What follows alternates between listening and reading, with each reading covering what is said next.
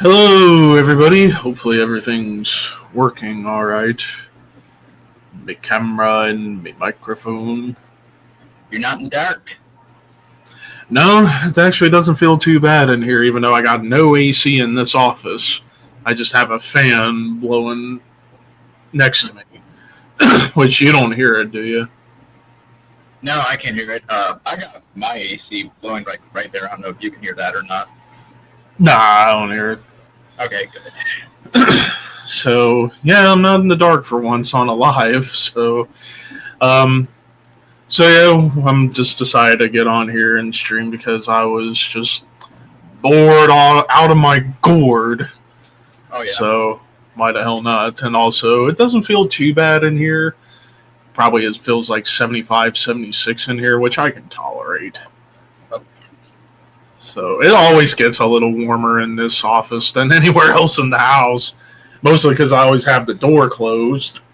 So that way the people upstairs don't quite hear what's going on. Right. But that's beside the point.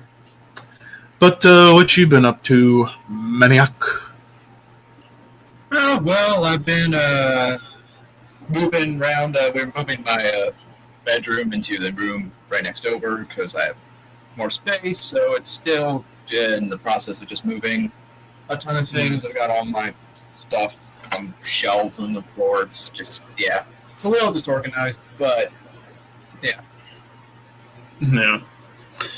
Well, I guess I figured I'd give a couple of updates of what's going on with the AC situation here. So, according to my mom, she's talked to the bank about possibly getting a $8,000 loan to get the new outdoor unit so we can use the vents again. So I'm confident she'll get it. I don't see why they wouldn't give it to her, and then we can get the new unit installed and hopefully not have to worry about it for another 10, 15 years. Because the one we had outside that just died on Saturday was over 15 years old. And typically outdoor units last like 15, 20 years, give or take. So I'm hoping we can get it replaced. I mean, granted, in the house right now it doesn't feel terrible since we put the window units in, but yeah, we'd rather have the outdoor unit installed. Save money. But that's beside the point. I still need to listen to more Nile albums because I need to do that ranking video in like at least 2 weeks. So, and then after that, it's going to be a long wait before the Overkill ranking, which will probably be around Halloween. And then the Shooter ranking, that'll be really quick since that's only 7 albums. So, I think 7. But yeah. And then we'll see what I rank in 2026.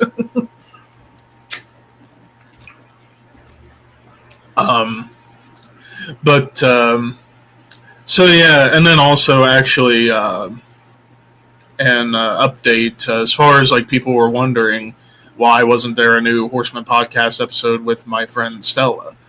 Well, we've been planning it for a while. She kind of gets a bit stressed because she always wants to make sure her setup for when she does streams or recordings are fine. And I'm thinking she's got a good setup. She just needs to cover up some stuff not safe for work.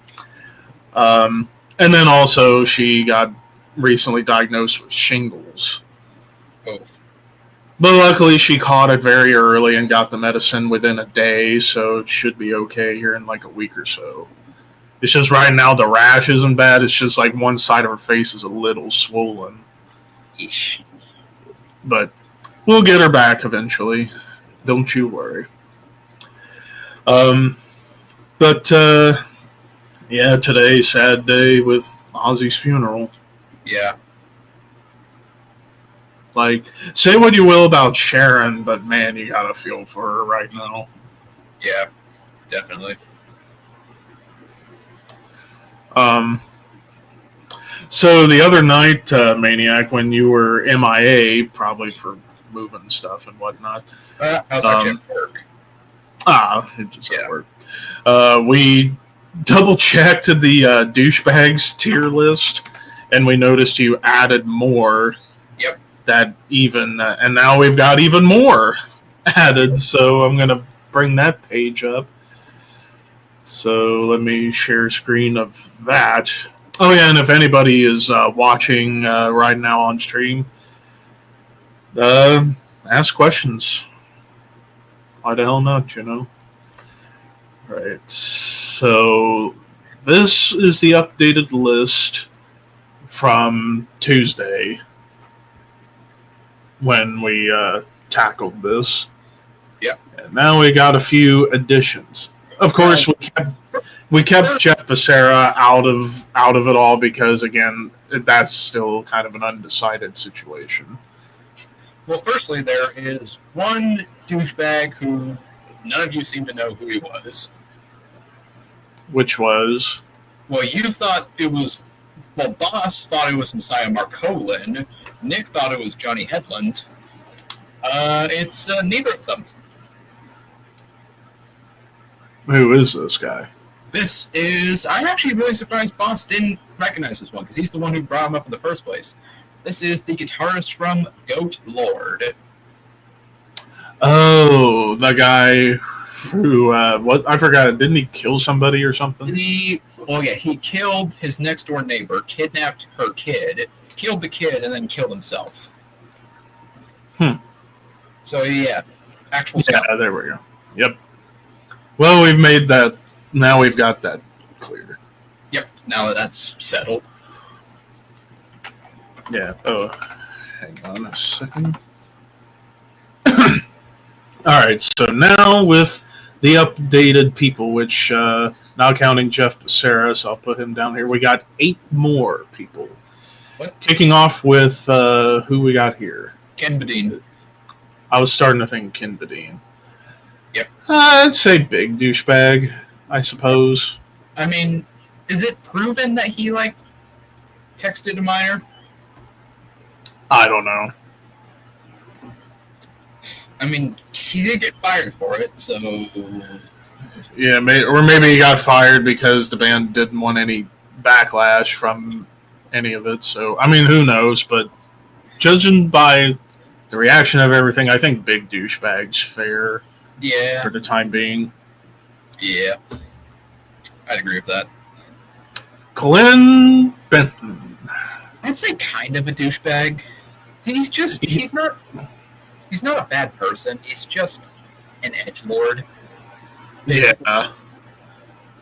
Yeah. And also can come off as jealous about stuff sometimes. Yeah. His stance on AI is also stupid. Mm-hmm. At least not as dumb as Patrick Mamely. Yeah. I will admit. I would much rather hang out with Glenn Benton than Patrick. Oh, yeah. Oh, yeah. And Ivan Moody. I'd say big douchebag.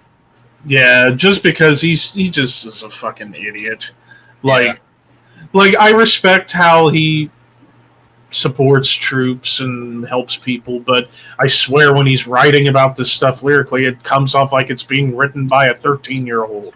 He's just like an overgrown frat boy, basically. Yeah, overgrown frat boy with a meth vulture tattooed on his face. There's also some stuff I think he may have abused his family, although I'm not 100% sure on that.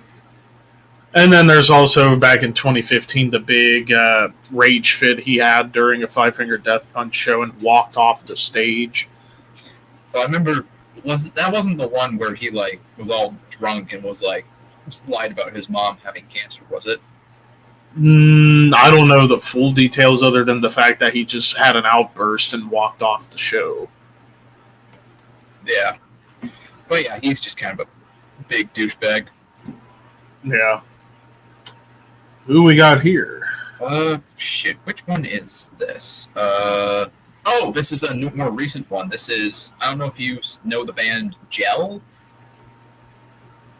This is Anthony Webster. He was their guitarist, and they were a hardcore, punk, kind of like Code Orange, I think, from what I've read. Like a metallic hardcore. Yeah, they broke up this year, because he, basically was just an absolute nightmare. He, used the band's money to, buy a bunch of like OnlyFans subscriptions, and he also I think he also uploaded some nudes of the other band members to the internet without their consent.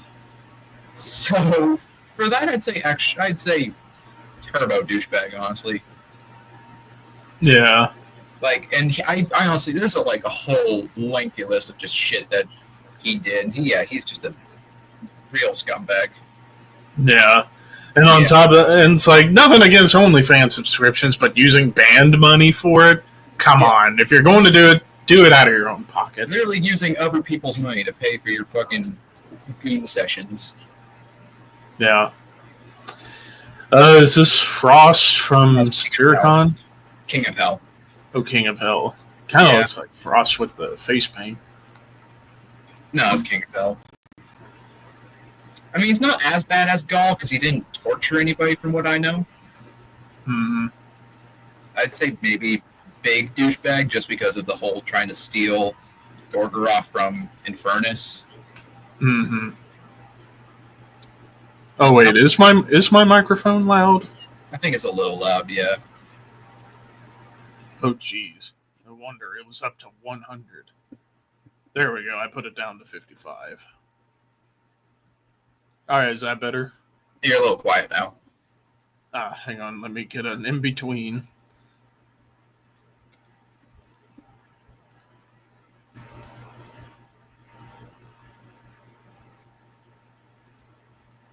How about now? That's better. All right, I got it to 65. That's typically where I'd have it anyways. That should be all right, I think. All right. This one's a strange one. Okay, Randy Blythe from Realm of God. All right, the reason I put Randy Blythe on this list is because of the whole incident that happened where he pushed a fan off of the stage and that fan later ended up dying. But I'm going to say I don't think he's a douchebag. I really don't think that situation was his fault. No. And I think it's kind of ridiculous that he actually served time for manslaughter. Mm-hmm. So yeah, that's the only reason he's on this list. Because otherwise... Yeah, otherwise, you don't hear him... the only other time he had anything kind of douchey was when he was drunk and got into a fight with Mark Morton and actually got his ass kicked by Mark Morton. But that was because Randy was drunk and didn't know what the hell he was doing. Other than that, to be fair, he was a pretty bad alcoholic back in the day, too. Oh, yeah. And thankfully, he's sober from that. So, but yeah, it's that incident with that fan, and they said there was footage of it, but the guy that he pushed turned out to live and came to defend Randy during his trial. Yeah. So whatever fan that did die, definitely not Randy's fault. Yeah. If anything, maybe he just, when he dove in, maybe just some people there wasn't enough people to catch him and he just landed on his head or something. But also it's entirely that fan. It's you jump up on the stage and you expect nothing to happen to you. It's dumbass. Yeah, it's catch 20 or catch 33. That's the same.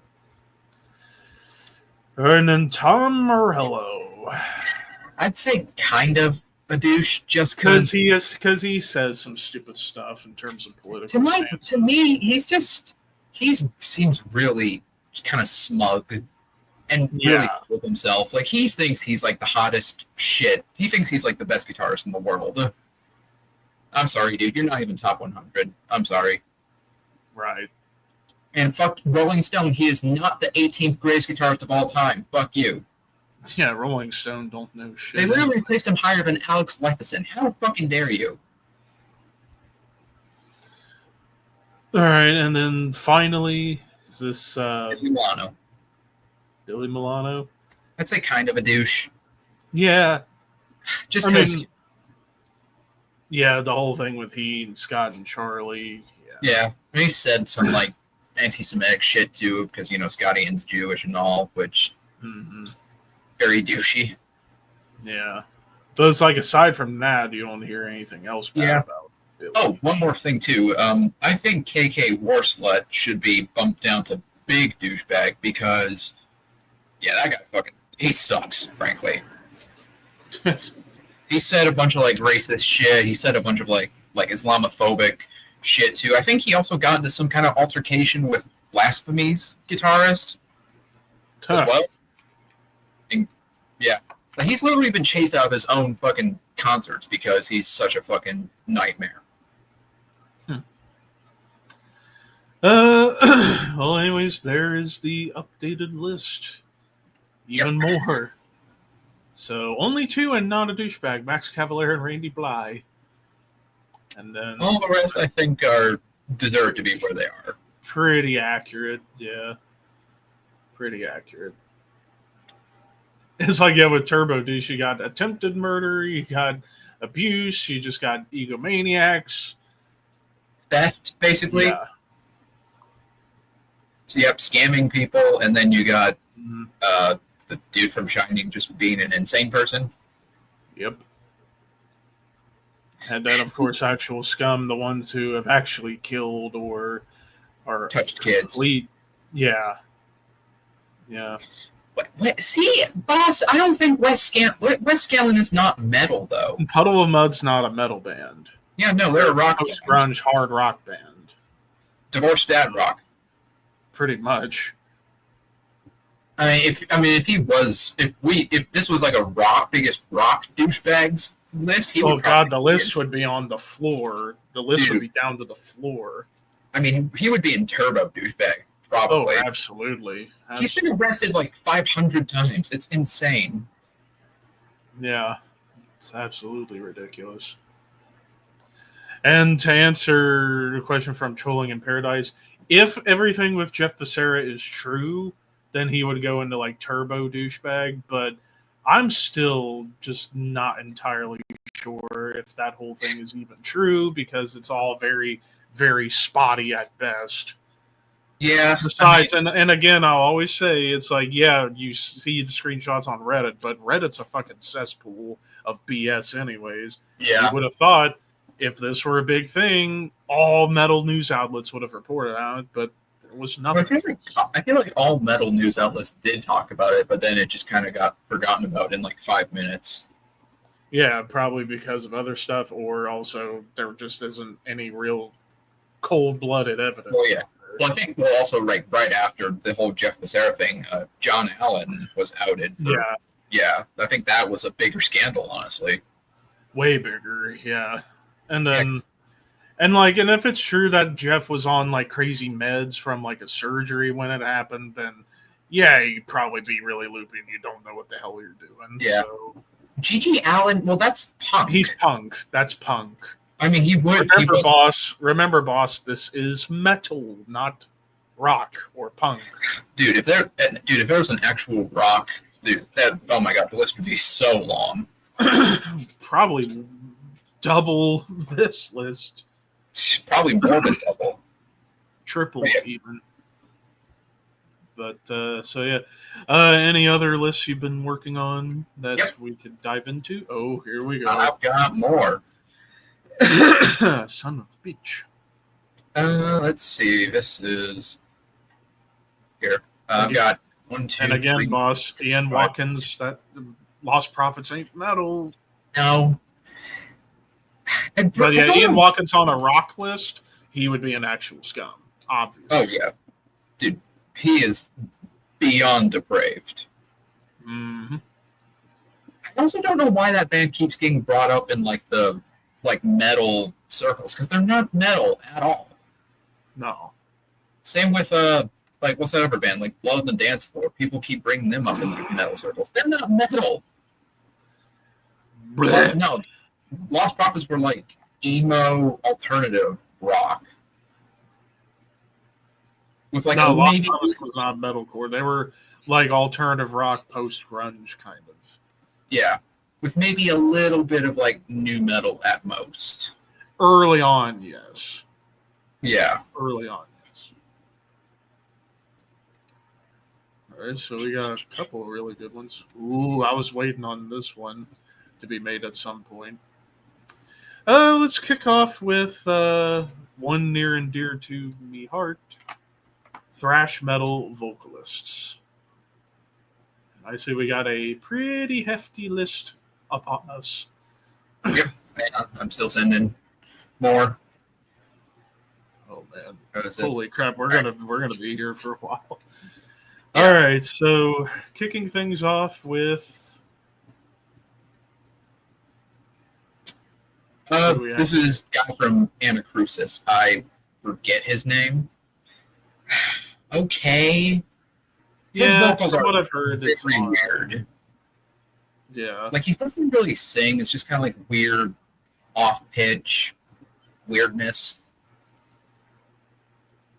Yeah. All right, next up. Randy Rampage from Annihilator. Honestly, I'd say great. Yeah. Like I him would on too. Alice in Hell, it's like he has the maniacal delivery and then can hit some really cool high notes too. Yeah, no, I agree.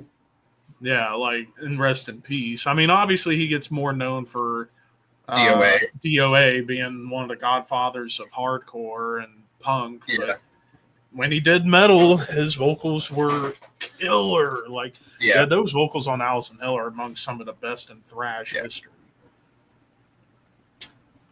The old Turban? I'd say okay. Yeah, he's definitely an acquired taste. Yeah. Like, they're just kind of like these weird, pitchy, like, vocals. I like Fistful of Metal. I think it's a good album, but the songs, when they're sung by Joey Belladonna, they just become So infinitely much better. So much better. It's kind of like whenever any song from the Blaze Bayley era Iron Maiden sung by Bruce, it's better with Bruce. Yeah. And by the way, you might have saw my TeamSpeak pop up because fucking hell. All right, anyways, so Joey Belladonna, I don't think there's any discussion needed. He's top tier. Yeah, absolutely. I didn't include John Bush on this list just because, like, His John material wasn't really thrash. It Yeah. was groove metal, alternative metal. Yeah. Even though I love John Bush as a vocalist. Yeah, absolutely. Yeah. All right, and then next up. Fleming Ronsdorf from Artillery. His vocals are also pretty strange, to be honest. I would say good, though. I think Yeah. he's better than Turban, at least. for Yeah. sure. Like, but again, it's kind of that sort of odd, like, he can't really sing, but it's charming, I guess. Yeah. Which Who we got now? Brian Zimmerman from Atrophy. Huh. He kind of sounds like a mixture of Chuck Billy and Dave Mustaine. Honestly, That is to a me. very strange hybrid. Yeah. I've heard some of the old Astrophy stuff. His vocals, yeah, it definitely sits in between the two. I'd say still good. Yeah, I think his vocals, for what they are, they work. Yeah. Oh, here we go. Ron Royce from Corner. Even though he's essentially doing the Tom Weir vocal, honestly, I think it fits Corner to a T, so I'd put I it in agree. T's. Yeah. I think he's a solid vocalist for sure. Oh, yeah. Like, even though, like we said, yeah, he's basically a secondary Tom G. Warrior, it works. Yeah. Which is kind of funny how that happened, because in the Corner documentary, he talked about whenever Tom did the vocals on their Death Cult demo, which I would love to see that get reissued as a CD if it's not been already, and I'd get it because that's a great demo. But like Ron was talking to Tom like about maybe being their singer all the whole way through, but he wanted to have Tom sing more melodically or sing with more melody, but he knew he couldn't quite do it. So Ron decided, well, if you do that style, maybe I could give it a try and see if I can take over the vocals going forward. And here we are. Oh, who we got now? Correct. DRI. Hurt. I thought that was him for a moment, but I just wasn't sure. I mean, yeah, he definitely has more of a punk delivery, obviously. Yeah. But it does work. But objectively, I think there are people who do the punky style better, so I'll say good. Yeah, I'd agree. Don Doty, Dark Angel. Don Doty from Dark Angel. Personally, for me, he's my favorite vocalist Dark Angel ever had. Like Yeah, his vocals on Darkness Descends were just unhinged. Yeah. So I'm I think torn great. between amazing and great. I'll probably go great because Yeah. Yeah, his run in the band was very short-lived, but I think he made a huge impact on Darkness Descends. Even the high notes he hit were pretty sick. Yeah, I agree. And then Ron Reinhardt.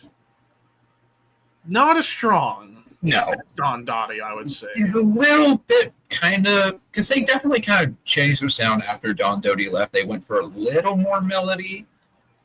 Definitely and a little more kind of almost like progressive, arguably, and technical. I'll say good. Yeah. Good. He's not bad. He's just... Yeah, it's just some vocal parts do sound a little strange, especially in later works from Dark Angel. Yeah. So, there you have it. Ooh, Marcos Gueda, Death Angel, another top tier. Yeah. Dude, that dude's vocals are insanely good. Like, he can sound just as maniacal, but the melody he can project and clean vocals are pretty solid, too. Yeah. Granted, he's nowhere on the level of Joey when it comes to cleans, but just the delivery he has is top-notch and still sounds fantastic to this day. And next up, we have, I forget his name from Demolition. Steve Reynolds, I think it's his name. Steve Reynolds. Yeah, his vocals, honestly, he kind of could fit in a lot of different styles, like thrash, death metal, black metal, because he sounds like he's like in like a Venn diagram of death metal, black metal, thrash metal. He's like right in the middle of all three. Yeah. I think his vocals amazing. Are amazing. He sounds just absolutely just vicious on those first two Demolition Hammer albums. Whereas on Time Bomb, he tried to sound like a tough guy, a hardcore vocalist. Yeah, well, Time Bomb, it exists. Yeah. Schmear, Destruction. Schmear. I would go Fantastic. Yeah. I don't think he's quite top tier, even though like his vocals definitely stood out in comparison to Tom and Mille, where he's good for more high notes and like he can still hit high notes and has a maniacal delivery, but spoiler alert, I think Mille and Tom are better overall. Yeah, I agree. All right, next up. Don Crosby from Detente. Don't know. Damn. I would say great. Yeah, I think she was an absolutely killer vocalist. Kind of short-lived, too, because she passed away not long after that first Detente album. But, yeah, she had this very kind of almost punky kind of delivery to her vocals, but she also was... I think she was just a great vocalist. Yeah. All right, next up. Rodney Dunsmore from Devastation. I still need to listen to Devastation. Damn you, Levi. You can't hear everything, as I keep saying. You need to hear Devastation, because it's so damn amazing. I'd say he's just good, though. Like, his vocals are definitely the least memorable part of Devastation. On the first album, they are really, really bad, but on the last two, he definitely got better. He didn't sound as bored as he did on the first album. Yeah. Oh, who we got now? Shit, I'm trying to... fuck, who are you? I am trying to remember, but I cannot.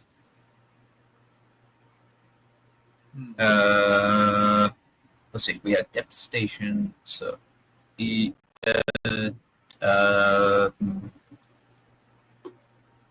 Fuck, why can I not remember? Oh, Evil Dead? Oh yeah, fuck. I just read his fucking shirt. Phil Flores from Evil Dead. Okay, bordering on trash, because the last vocal performance he did was god-awful. I'll say okay, though, just because I think his performance on Annihilation of Civilization was pretty good. And then dropped off afterwards. Oh, yeah, dude, the last Evil Dead album was so fucking bad. Oh, my God. Oh, now we're into the trilogy of Exodus. Paul Bailoff. Objectively, in terms of vocals, not good, but the charm that he has puts him in amazing. Yeah. he's always been my vocalist for Exodus, even though it was only one album. Yeah. So, I mean, he's just so iconic. He made such an impact that he has to go at least into Amazing. Steve Sousa, though, when it comes down to he versus Rob Dukes, I've always been a bigger Zetro fan because I just love hearing thrash metal Bon Scott. Yeah. Even though, on last couple of albums, his vocals definitely got more maniacal and gremlin-ish, but it's still fun. So I think Amazing as well. Yeah, I've always liked Zetro's vocals. Yeah. And then finally, Rob Dukes, while he's my least favorite vocalist, I say he's still on par. Yeah. He definitely has a more hardcore delivery, but one thing in his favor, he actually has some solid, clean vocals, too. Definitely, yeah. Like the one song on Exhibit A where he does clean vocals caught me off guard when I heard it when I did the Exodus ranking last year. I was like, man, he actually's got some pretty decent melody to him, too. Yeah. No, totally. So, I think all three are fairly equal, but even though Bailoff's my objective favorite between these two, I still go Zetro. They're all equal, but for different reasons. Yes. All right, next up. Eric, a.k.a. Flotsam and Jetsam. Now, this is tricky because, he definitely did a lot of high notes, and he has, I don't want to say he's similar to, Sean Killian, but he's almost like if Sean Killian was actually good. Yeah, well, he's like another Joey Belladonna in the sense he's kind of more of a power metal vocalist at times. Yeah, at times, because he is, he just has a very high register. But I've always liked his vocals personally. Yeah, I'd say amazing, especially on the first two Flotsam and Jetsam albums. I think he sounds really damn good. Mm-hmm. All right, next, Russ Anderson from Forbidden. He has to go in at least fantastic. Yeah, I think his harsh, kind of more harsh vocals are very good, but what really made him falsetto he does almost like King Diamond-esque falsettos. Yeah, he was a really killer singer back in the day. Yeah, nowadays obviously he's older and not as strong as he's a bit more harsh nowadays. He's not as melodic. Yeah. I know he's from Havoc. I forget his name. Yeah. Good. I mean, he basically sounds like every other thrash vocalist, but with a Dave Mustaine touch to him. I mean, that's what Havoc is, though. They sound like every other thrash band. Yeah. All right, next up. David White from Heathen. I go good. Yeah. I go good. I mean, Heathen, you don't think of Heathen for vocals when it comes to that band. You think of them for the guitar players. The guitar work, especially from Lee. Yeah. So.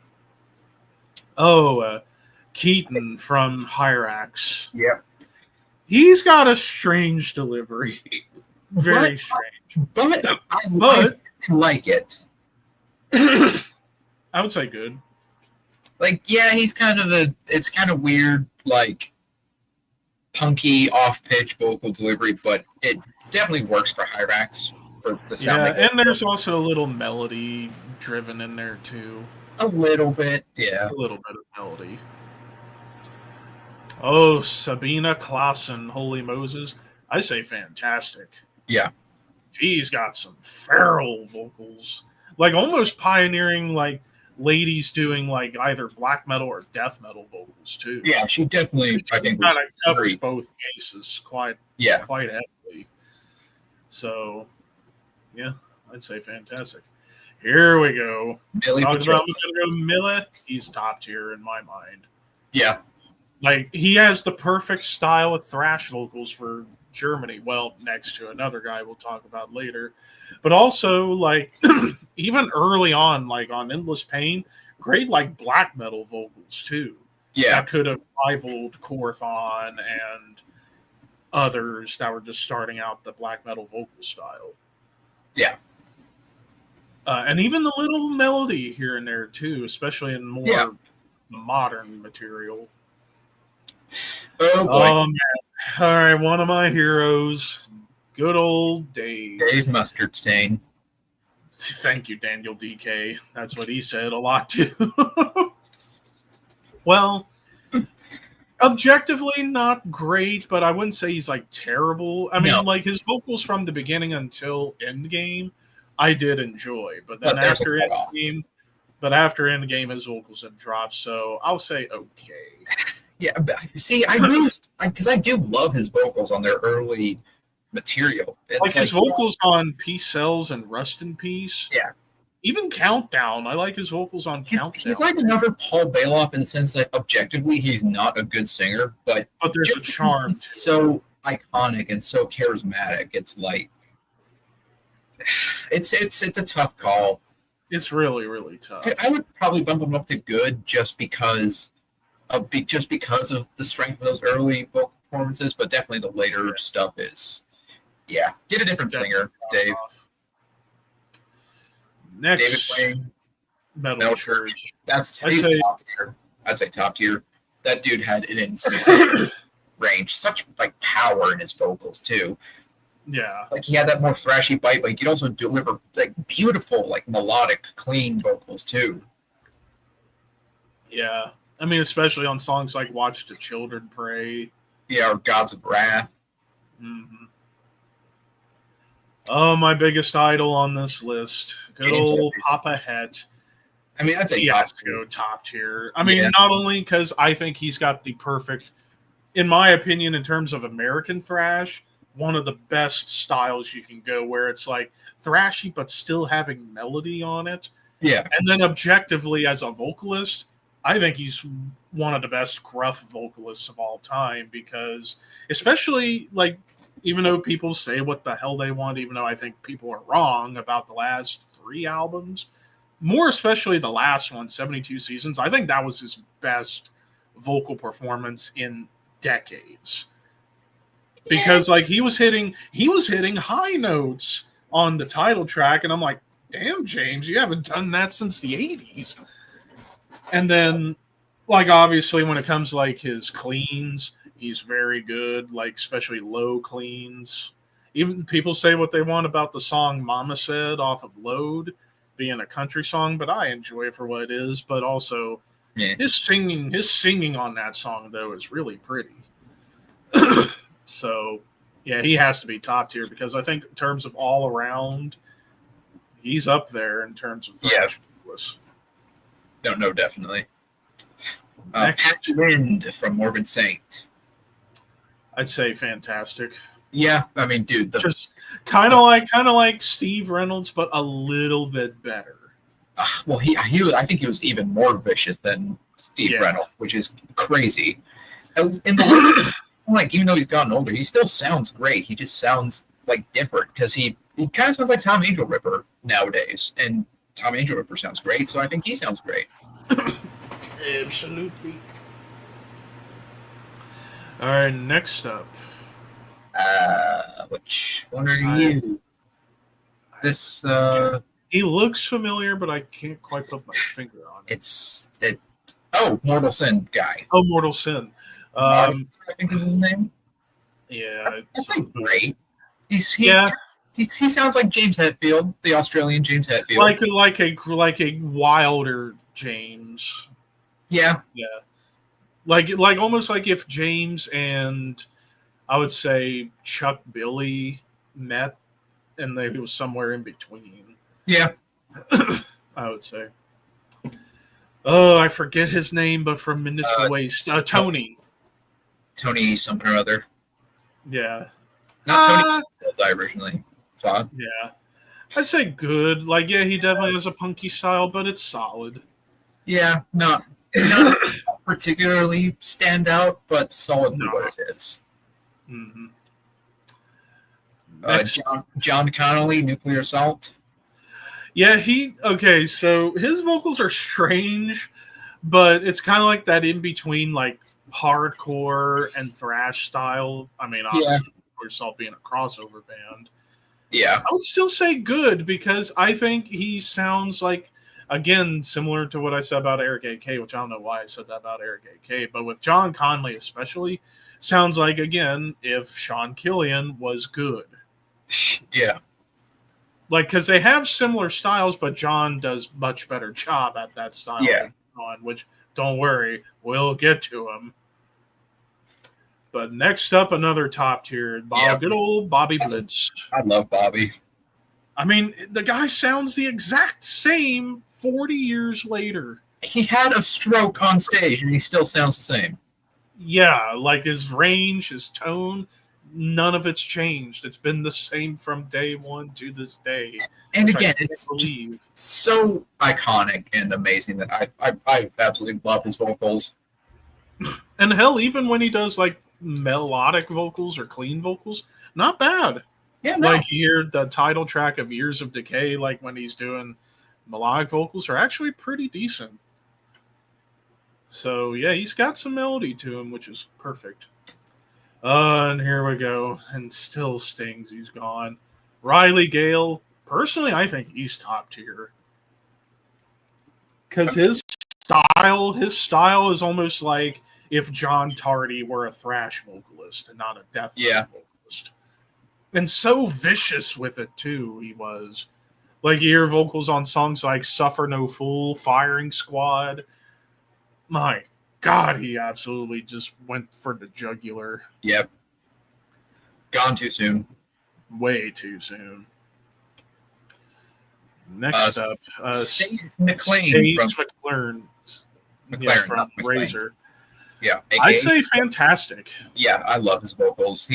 Great high screams and just a nasty thrash speed metal delivery. Yeah. He just had such like an attitude to his vocals. He just sounded pissed off and ready to hurt people. Mm-hmm. And then Bob Reed from Razor. I'd say good. See, okay, he's nowhere near Stace in terms of vocals. See, the thing with Bob Reed is that there is a cutoff for me. On Shotgun Justice, he sounded pretty damn great, I think. On Decibels and the last album, sounded more like a hardcore vocalist. Yeah, it did not work. Did not work. Billy Milano. Looking like he definitely has. Yeah, he does. I mean, it's hardcore delivery, but on SOD, he was vicious with it. So I'd say at least good. Yeah. I mean, MOD kind of sucks ass, but it is what it is. Aside from the first album. Yeah. All right, next up. Dude from Sabat. I forget his name. The British Sabat. Yeah. Oh, is it Martin Valkyr? Oh, yeah, Martin Valkyr. I would say personally, fantastic. Yeah, fantastic. Because not only counting Sabbath, but Skyclad too. His vocals in Skyclad. It's like he almost was like a black metal vocalist in a thrash metal band in a way. Kind of. Like or honestly, I think a good one that I could compare him to, he almost sounds like Tom Moyer, Kronos, and maybe even a little bit of Stace kind of mixed together. I think he just was absolutely vicious on those first two Sabat albums, like just going, And then obviously you hear his work in Skyclad, and it's like he kept the style a little bit, but he got better at producing melody with it too. Yeah. So yeah, at least fantastic. Phil Rind from Sacred Reich. Honestly, the best way I describe his vocals, especially in the early Sacred Reich albums, was like a thrash metal version of Roger Murray from Agnostic Front. Yeah, like a better Roger Murray. So I'd say at least good. I think objectively he got better as on vocals, especially on the last album. I thought his vocals were better because he was doing more in his voice and actually sound more vicious, even if the album itself was kind of uneven. He is the most New York sounding Arizona man. Yes, he is. All right, next up. Rob Urbanati from Sacrifice. I would say great, honestly. He's not like super, crazy with his vocals, but he is capable of like very solid harsh vocals, but he is capable of like some melody as well. Granted, I think there's a lot of other vocals that do it far better than he does, but I think his vocals are solid. Yeah. Next up, I think Darren Travis is his name. Sadis. Yeah. From Sadis. I mean, he's definitely kind of going for a similar, like, almost kind of like an in-between, I'd say, Ron Royce and Millet Petroza. Kind of like he sits somewhere in between those two. Yeah. I'd say amazing, personally. Like, he has a snarl to him that was pretty killer. Like a real nasty snarl. Good old Max Cavalera. At least amazing. It's definitely kind of bordering on death metal at times. I mean, at least early on. I mean, there's always it's not entirely his fault, but like there is kind of also the language barrier and some of his cadences. But that kind of adds, that does kind of add to it a little bit. And then hell, I'll say too, like I've said before, people listen to his vocals on the latest Cavalera Sepultura re-recordings. He sounds even more vicious now. And doing like higher screams. Not like super high, but like higher than you normally hear him go. So, say amazing for him. Now, Derek Green, on the other hand, same tier, but objectively a better vocalist. Yeah, because he is doing more melody and solid, clean vocals. Yeah. I mean, his harsh vocals aren't as like punchy, powerful as Max. He is objectively a better singer. Yeah. Tom Araya, though. Okay, see, this is difficult because his early vocals, like in the 80s, I thought he was one of the best, especially the high notes he did on the first 4 albums. He had some great high notes whenever need be. And his delivery is iconic, but after, I would say, Seasons in the Abyss, they drop. Yeah. Honestly, for me, Tom has always been the weakest link in Slayer. I know people say, oh, Kerry King, but for me, I think Tom is easily the weakest of the 4. Yeah. He's not bad, but his vocals are kind of just like a dry shout with really no sense of nuance to them for the most part. Yeah. And when he does kind of do melodic vocals, you kind of wish he went back to doing his dry shouts. Mm-hmm. And now to Tom Angel Ripper, top. Yeah. I mean, basically kind of doing like, at least early on, like in between black metal and death metal vocals, like they were like low. Bleh. Yeah. And then you get to his more modern stuff where he does what Tom Araya does, but far better. Yep. Far better. Yeah, his very gruff, militaristic vocals is perfect for Sodom, and I think, honestly, one of the more influential thrash metal vocalists. I think a lot of other vocalists take a lot of inspiration from him. Not just thrash metal, but like a ton of like black metal vocalists, too. Mm-hmm. And even some death metal vocalists as Definitely. Well. But I will also say, too, a thing that doesn't really get brought up a whole lot when it comes to Angel Ripper's vocals, even though you only heard him do them for the ending of the song Resurrection, not bad, clean vocals. They weren't bad. Like, I thought they were serviceable, but that's the only song he's ever done cleans on. Yeah. On Better Off Dead, which, like I said, they were solid. They were solid for that moment. Yeah. Mike Muir, Suicidal Tendencies. Honestly, I think he has to go in amazing because, like, in terms of crossover pioneers, I think objectively he's the best out of the early 4 of he, Billy Milano, Kurt, and I forget who the front man at that point of COC was. But, they have you. But like Mike, it's like, yeah, he has that like snotty punk aggression to him, but good melody too. Yeah. Like he can deliver good melody. Yeah. And it's like he's got probably one of the 5 most recognizable voices out of anybody on this list. You hear Mike's voice, you know it's him. Yeah.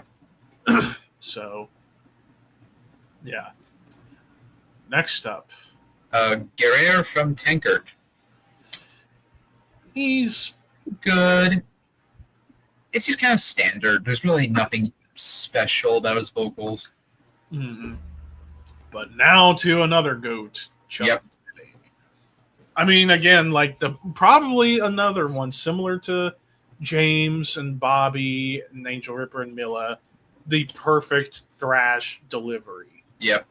And on top of that, and solid, and I think people shit on his cleans too much. I think his clean vocals have always been good, just not as strong as like Hetfield or any of these guys. See, what I really love about Chuck Billy's vocals, though, are like his death roars. His death roars are fantastic too. Yeah, like dude, like say what you will about Demonic, but I think the vocals on that album are awesome.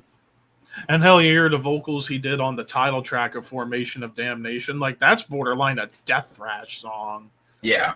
Because, my God, those vocals were just vicious. But I really do appreciate his cleans when they do show up, when they fit. Even though, yeah, just a tiny bit too gruff. But I would take his cleans. He has a lot of heart over quite a lot. Oh, a ton of heart. Like, you hear, like, on the song The Legacy, he's really putting his whole heart and soul into his vocals on that song. Yeah, totally.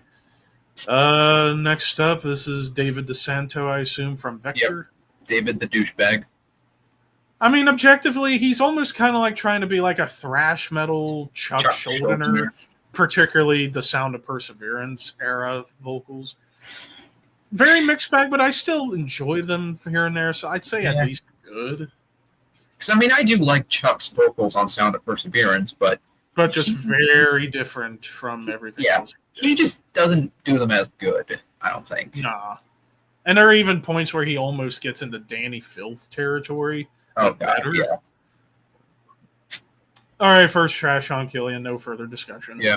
I mean, Violence is musically awesome, but goddamn, he is terrible. Why do you exist? Mm-hmm. Next up, we have Snake from Voivod. Snake's very also strange. Very strange vocals. Like early on, like the first 3 albums, definitely has more of like a punky snarl to him. And then you get to Dimension Hatros, where he started really getting fucking odd. But there's a charm behind how weird it is. So I would say good. Yeah. Even though he's honestly the weakest member of Voivod in my mind. Yeah. But there's a little bit of kind of Max Cavalera-ness to his vocals, just in the sense that his accent definitely comes through in the songs. Oh yeah. Next up, John Kevill from Warbringer. I think he's a solid vocalist. I'm gonna go fantastic personally. Like he kind of sounds like Mark Acevedo a little bit, but like younger, like a younger Mark. Yeah. But even more insane at times. Yeah. Like hell, he's even got like some kind of like, it's like even on like the last few Warbringer albums, there's a little bit of like kind of almost black metal vocal. Little bit, especially on the new album. Definitely. Yeah, which I need to revisit again because that's been my only 5 I've given this year so far. All right. And next up, Jason McMaster from Watchtower. Okay, so the only issue I have with his vocals is like super highs, and he stays in that register like the whole time, basically. Yeah, but unlike his other bands he'd been in, he does but like more to his vocals in other bands like Dangerous Toys, Broken Teeth, Igniter, Evil United. Like he's doing more vocally in those bands than he was on the first Watchtower album. So I think I'll give him a pass. I'll put him in good. If only he didn't do the super highs, I would probably put him in amazing, honestly. Yeah. There's so much more to his vocals than just the super highs. They are pretty grating, I'll be honest. Yeah. And the other Watchtower vocalist. And then Alan Tecchio. I think he does what Jason did better. Like there's not like mega high. It's almost like a power metal high, but not cheesy. I'll still give him good though. Yeah. Because he definitely was better than Jason on the first album when the second album came out. So, and then finally, I forget his name, but from Zentrix. Yeah, I forget his name too. I think it's David something or other. Let me double check. To the archives I go. Is where is he? Chris Astley. Chris Astley, not David. I think, yeah, even though he's almost like in between Hetfield and I would say he's somewhere between Hetfield and Ron Royce. Like almost like if Ron Royce had more melody. Yeah. I would say great. Yeah, I think I love his vocals in the first couple of Zentrix albums. I think his vocals were pretty damn strong on those first couple. Oh yeah, especially for Whose Advantage. Yeah. So that's a thrash metal list. Now, as far as like ones missing, because there are quite a few, not crazy amount, but there are a few key ones missing. Matt and Old Drake from Evil. I mean, they have to be on here since that is a thrash band. Yeah. Actually, also Cy Keeler from Onslaught. Oh, yeah. That's a big one. And if he was on here, he would have probably been in Fantastic, almost even top tier, honestly. Yeah. But yeah, he would probably be a big one to add on here, too. Hell, even Paul Mahoney, who did Power from Hell, he could be on here, too. Yeah. I mean, and he would probably be in either amazing or great. For other ones, Joel Grind. Joel Grind from Toxic Holocaust. Dude from Exhumer, I forget his name though. Oh, let me check. Where are you, Exhumer? Mem von Stein. Men von Stein. Yeah, he would be in the running. But yeah, Joel Grind from Toxic Holocaust. Yeah, definitely. Yeah, he would be on there. Let's see who else. I mean, if you got Max Cavalera on here, you'd have to have Jeff Becerra too. Yeah, I guess. They're very, very similar, so you'd have to have him. James McMahon, well, then again, Hellripper, I don't call them exclusively thrash. He is all over the map with that band. It touches the black metal, speed metal, classic metal, thrash. It's all over the map. So I don't know if I would limit him to being a thrash vocalist. I mean, objectively, as a vocalist, he's more of a black metal vocalist than anything. And then, of course, since we had Ron Royce, we might as well have Tom Warrior on here too. But then again, he could fit into death metal too. He could even fit into like black metal a little bit, or even like. I don't think he'd fit in black metal because he was lower than Kronos. I think his vocals are more death metal than black metal, but. And then, yeah, gothic metal he could fit in there too, especially when he's doing like low cleans. Actually, speaking of crossover, Harley Flanagan could be on here. Yeah, Chromax and John Joseph. Yeah.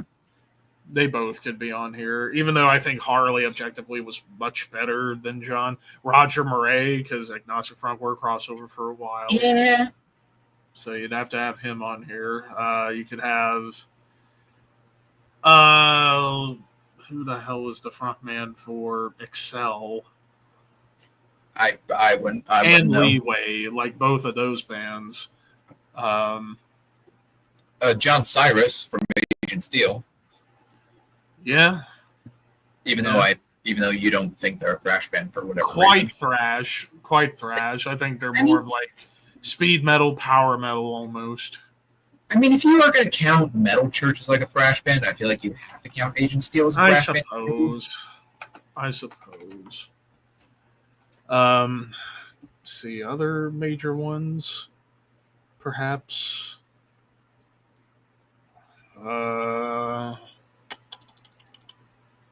Damn. Peter Steele. Yeah. Because of his work in Carnivore. Yeah. which he would probably, for his delivery in Carnivore, would probably be amazing or fantastic.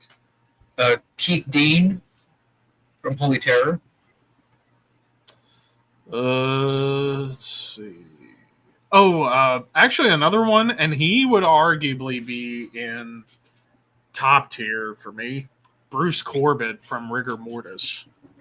Yeah, totally. I think he'd be top tier because of his thrash delivery and also his amazing high notes that he did on the first Rigor Mortis album. Like, holy crap, those were incredible. What is it? Gary Makovich from Blood Feast could be on here too. Even though I think they cycled through a few different vocalists, that band. And arguably, even though it's like, yeah, the first album was definitely a little more on the thrashy end, but Kyle Thomas, Exhorter. Yeah. Well, even like, because I only included Randy. Hell, even Phil could be on here too for like Cowboys from Hell. It's tricky with like say Slaughter and the Vatican and Cowboys from Hell. It's like they're both like 50-50 thrash and groove metal. Like I only included Randy from the Annihilator vocalist, but I could have included, Jeff Walker, Coburn Farr. What's the other one? Mm-hmm. Oh, Jeff Waters. Sorry, not Jeff Walker. Oh, another one, Tommy Victor Prong. Are they a thrash band though? Early on they were crossover thrash. Like the first album, Force Fed, that's a crossover album, and then Beg to Differ was kind of like the similar to Slaughter and the Vatican, Cowboys from Hell. It was like in between groove metal and thrash. Oh, Aaron brought up a good one, Thorsten Bergman from Living Death. He would probably just go in the okay, though. I don't think he's that great of a vocalist. Even though it was only one album, Mike Patton for the last Mr. Bungle album, because that was a thrash album. And he did awesome on that album. Yeah, I don't know. And then technically, because they are a thrash band, or at least a crossover thrash band, Ice-T. Yeah, but is he a even though it's obviously he's doing his rapping on top of thrash stuff. See, I don't think he counts, honestly, just because it's not a thrash metal delivery or even a crossover delivery. It's rapping. Although the Viscount song with Riley Gale, that song was badass. Mm-hmm. Let's see. I'm trying to actually find other ones. I'm just going through the metal archives, just trying to find some interesting choices.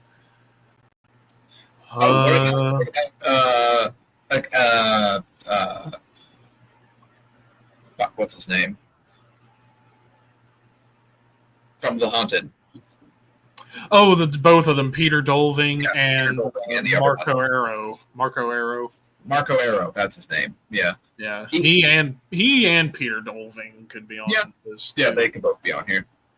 Even though I think objectively Marco's better than Peter. Yes.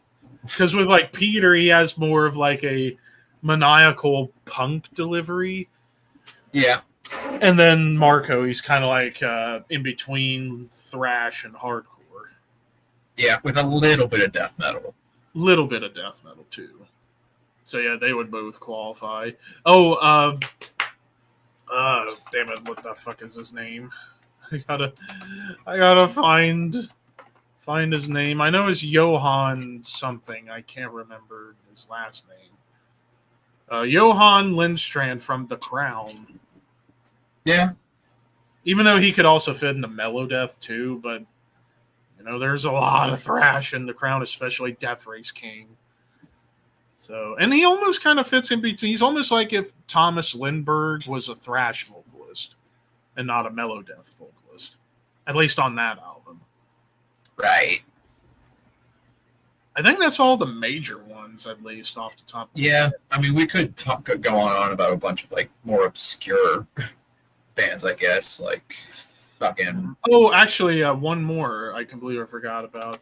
Even though this is the definition of obscure, but let's see, Uffe Peterson from Mesro. I thought you were gonna say FKU. No, Uffe Peterson. I think he's a damn good vocalist. Like only two albums that came out within 33 years of one another. The first album, he kind of sounded like. I'm trying to think of some good vocalists to reference him. At least on the first album, Then Came the Killing in 1990. Kind of sound like Ron, like a hybrid of Ron Royce, Chuck Billy, and maybe a little bit of maybe a tiny shred of Hetfield too. Like he's somewhere in that like three-way no man's land of those guys. And then the last album, Summon Thy Demons, he changed his style completely, but it's still good. Yeah, you'd have to check out Mesro. Both of their albums are awesome for different reasons. Like Then Came the Killing sounds like Swedish Testament. And then their new one that came out 2 years ago, Summon Thy Demons, sounds like mixture of Testament and Metallica. Just with a slightly slicker production. Like how their guitarist, Ronnie Bjornstrom, also does production for bands like Blood Red Throne and such. And is a really good producer, too.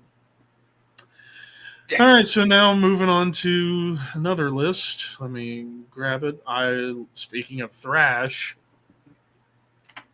metal 4th albums. This is going to be interesting because there's a lot of good here, but also a ton of shit. So kicking off with Razor. And Custom Killing. This album I don't have this one. I still need to get it. Weird. This is basically Razor trying to do like a prog metal album. I'd say good. I still think it's a good album. It's got some good songs on it. The production is pretty off, and yeah, it's them stepping way out of their comfort zone because Razor, they're not a prog band, right? They're a thrash metal band.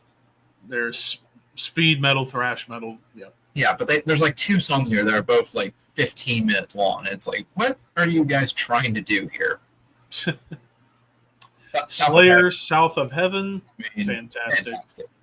I would say top tier, but it's my least favorite of the first 5. I would say in terms of the 80s, Show No Mercy would be my least favorite of the 80s, but I still love it. I think South of Heaven would be my, if I'm saying the top first 4 albums, it'd be my number 3. I think South of Heaven was my number 5 when I did my Slayer ranking. I think for overall Slayer, it was my number 4. So. I honestly think Show No Mercy was more interesting in some spots. Meanwhile, Voivod Dimension Hatros, that's top tier. Yeah. Like, this is like... that was basically, like, Killing Technology started it, but this is where they kind of helped create progressive thrash. Arguably their best album. Arguably, it's neck and neck between it, Killing Technology, and Nothing Face, I would say. Yeah. I mean, I love this album, though, personally. Oh, man. Okay. Production aside, musically, it's top tier. I mean, musically, yeah, but the production is kind of hard to get past at some... Well, the only issue with the production is no bass. Well, no Other bass, than that... the drums, too. The drums don't sound good, in my opinion. I like the drum sound. They really, boosted the kick drum, way too much. The kick drum could have been mixed down a notch. And to cover up the lack of bass, but it's... Yeah. But the guitar tone, it's arguably next to Master of Puppets for my favorite guitar tone of any Metallica album. I love that guitar. I love the tone on Kill 'Em All, though, too. So I don't know. I like the real heft behind the Justice tone. I do. This is arguably like their most ambitious album too, because this is also basically a prog thrash. It's basically prog thrash, yeah, because they got longer songs, but so much great dynamic in them. Yeah, and like Hell to Live Is to Die. Probably it's maybe my third favorite instrumental they ever did. It's up there with Call of Cthulhu and Orion. But man, that song has so many great twists and turns to it. Yeah, and then of course, one of their best songs they ever wrote. Blackened, the title track, Harvester of Sorrow being kind of like a proto groove metal song. Dyer's Eve is frankly underrated track. I'd say that's probably, and if somebody were to ask me what do I think is probably the hardest Metallica song to play on guitar, it would probably be Dyer's Eve. For that main riff, like, my God, that is insanely fast. Anthrax State of Euphoria, I think it's good. There are some good songs on there, but obviously the issue with it, they rushed it out so they could go on tour with Iron Maiden. But I think if they would have had more time to fine-tune everything, it could have gone up to great. And it's sandwiched in between their two best albums. Two of their best, yeah. Yeah. Yeah. Laz Rocket, and I forget the name of this Annihilation Principle, I believe, or Principle of Annihilation, something like that. Oh, I think, wasn't this the one with fire and the hole on it? Yep. All right. I would say great. Yeah, I think this is probably definitely their best album. It's just kind of a solid thrash album. They do a pretty killer cover of Holiday in Cambodia by Dead Kennedys. I think that's kind of a cool highlight.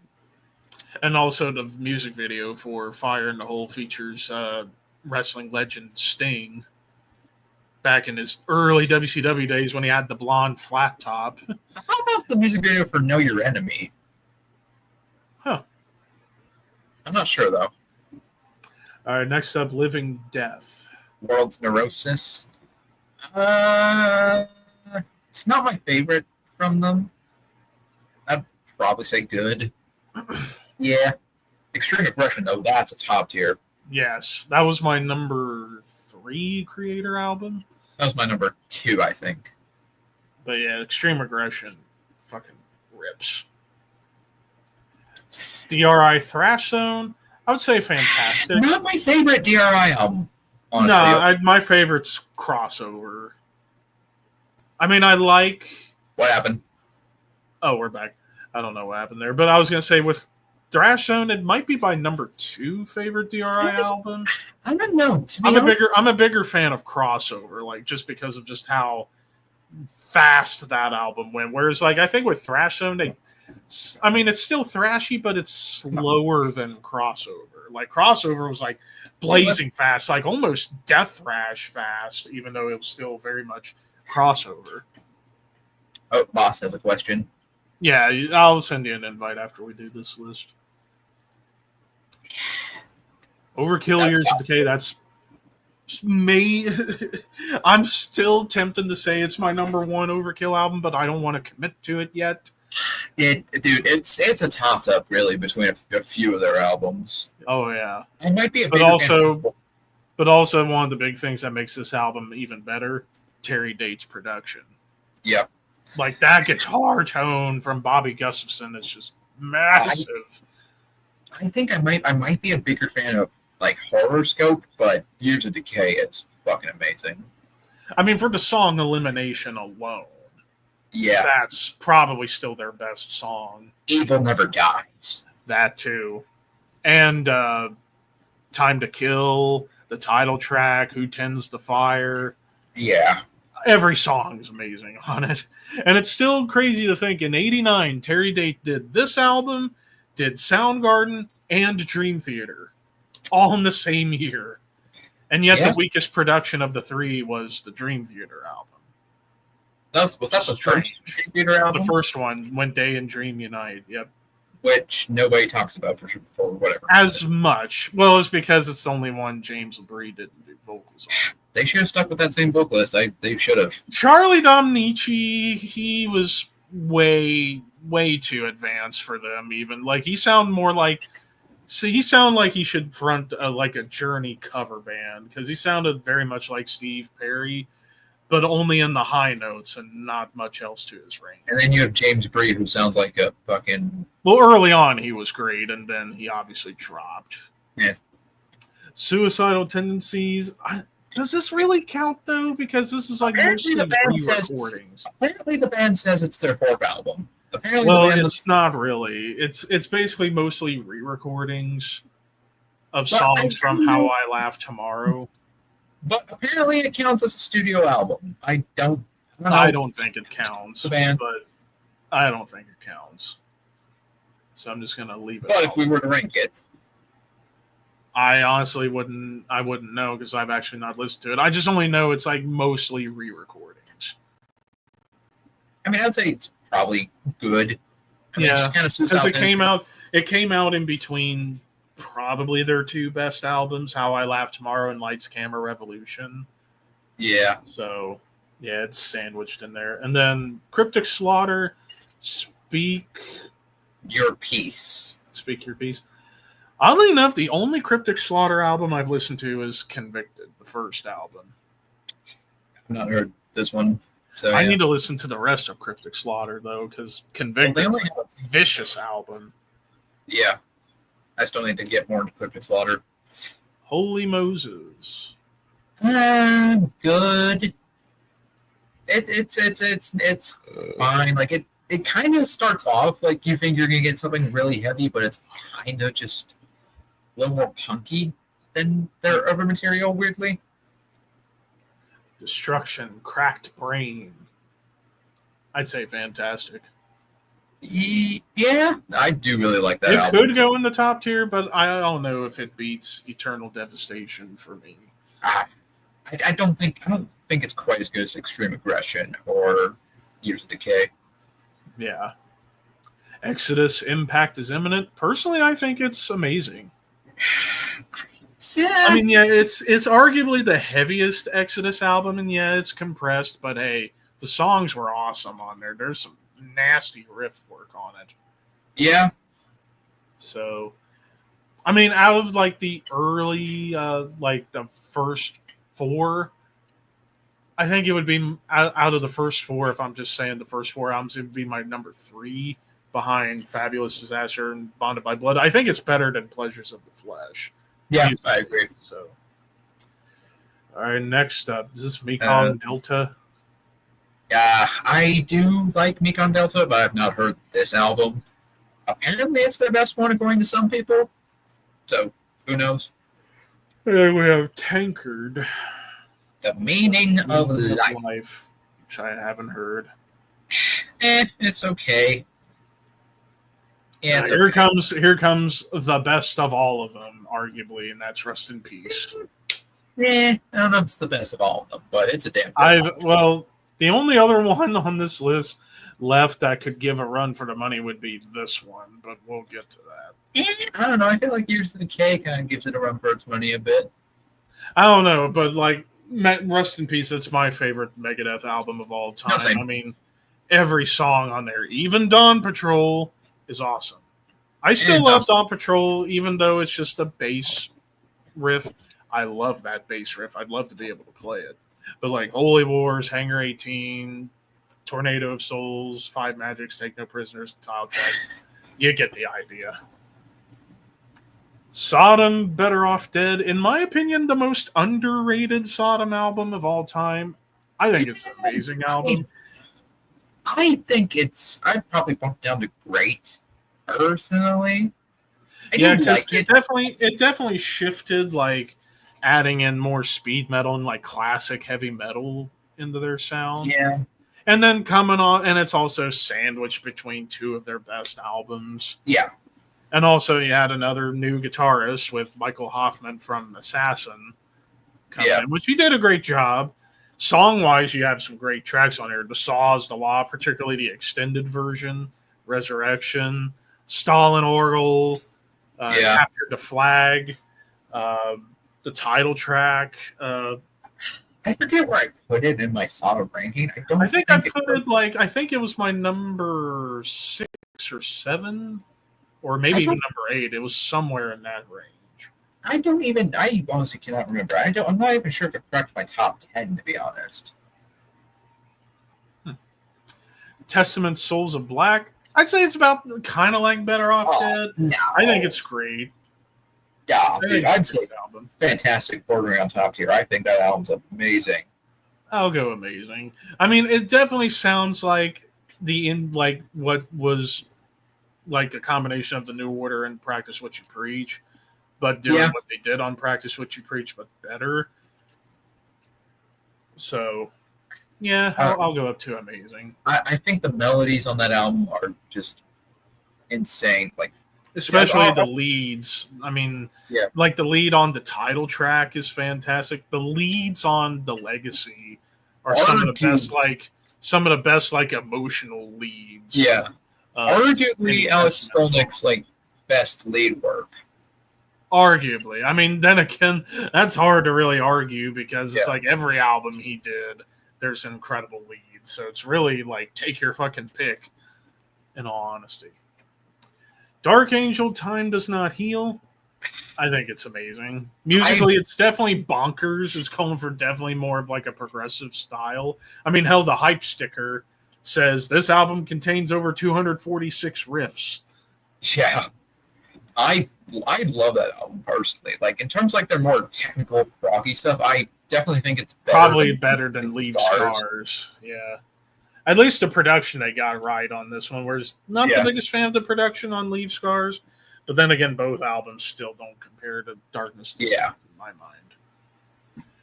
Here we go, another god tier album with Arise. Yeah. In terms of 90s thrash, it's definitely these two. Yeah. Take the cake for 90s thrash. It's these two albums. I mean, Arise is a perfect early 90s album. I do slightly prefer Beneath the Remains, but Arise is a banger no less. Metal Church. The Human Factor. I'd say great. It's not anywhere near on par with the first three, in my opinion, or even the one after, Hanging in the Balance, I thought was a lot better. But I do still like it. Here we go, another top tier corner, Mental Vortex. I don't know if it's top tier, to be honest. It's for me when it comes to best corner album, it's between this and No More Color. I think No More Color is better. I think No More Color's better, but man, Mental Vortex. Like with Mental Vortex, not as fast. Like they were definitely trying to explore with more riff. Little more groove, a little bit more like managing your tempos instead of just being all fast all the time. It's and one thing I think immediately that should put in top tier, an amazing cover of I Want You, She's So Heavy. I love that personally. I love that cover. I don't like that cover. I don't like the original, but I don't like the cover. I don't know. It's kind of like the halfway point between No More Color and Grin. Yeah. Nuclear Assault. Out of order. It's okay. Yeah. Now we're getting into like the real questionable territory with these bands. I'd say okay for Quattro. I don't think it's terrible. I think they wrote far worse albums than that, honestly. But yeah. And Sacrifice. This one is actually pretty great, honestly. Yeah, it's a little more groovy than their earlier material, but it's not like it's still thrash. It's not like a full-blown like groove metal sellout. Like it's different, and it's definitely my least favorite Sacrifice album, but I do still think it's pretty great. Protector. The Heritage. I would probably say amazing or fantastic. Like Protector don't have a bad album. They are pretty good to goddamn consistent. Annihilator, King of the Kill. I would say good. It was definitely better from what I know and from what I've heard. It's better than Set the World on Fire.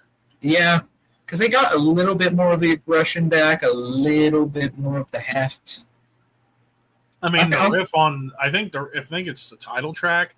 The riff on that song is one of Jeff Waters' best, like mid-tempo riffs he wrote.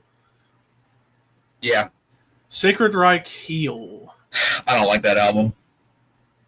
I know Nick would probably say it's solid, but I'll go okay. Yeah, I don't like that album. What is Whiplash Cult of One. I haven't heard it, but from what I've read, it's terrible. Zentric Scourge, I've heard it's bad, so... It's terrible. It's awful. And then Forbidden... Green, it's pretty bad. I'd say Trash. That is just such a fucking weird album.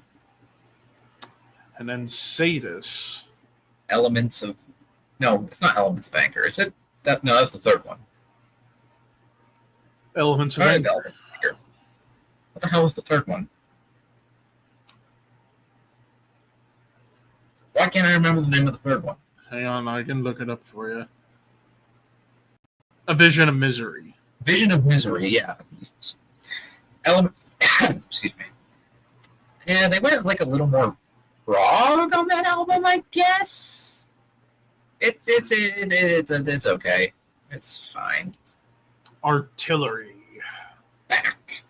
I haven't heard it, but from what I hear, it's a pretty mixed bag. Death Angel. The Art of Dying. I think this is which was their comeback album after they broke up due to that bus accident that nearly killed them. But I think it's honestly a pretty damn good album. Yeah, I need to get it at some point. Yeah. Onslaught Killing Peace. This was their big comeback. I've heard it's awesome. I've heard it's such an awesome return for them. Municipal Waste, Passive Aggressive, or Massive Aggressive. Yeah. I think it's great. Good. Great or good, yeah. Hyrax. Rostro de la Muerte, something or whatever in Spanish. That's a good. It's pretty good. What do we got here? Command and Conquer. Not my favorite. That's a great still because I think Holocaust are just a great band. Now I'm going to take over this one since I know you're not a fan for whatever reason, but Evil Skull, I'd put in fantastic because up to this point they just seemingly just kept getting better as songwriters by this point. And this was also their last one on Earache before they would sign with Napalm when they came back 4 years ago with Hell Unleashed.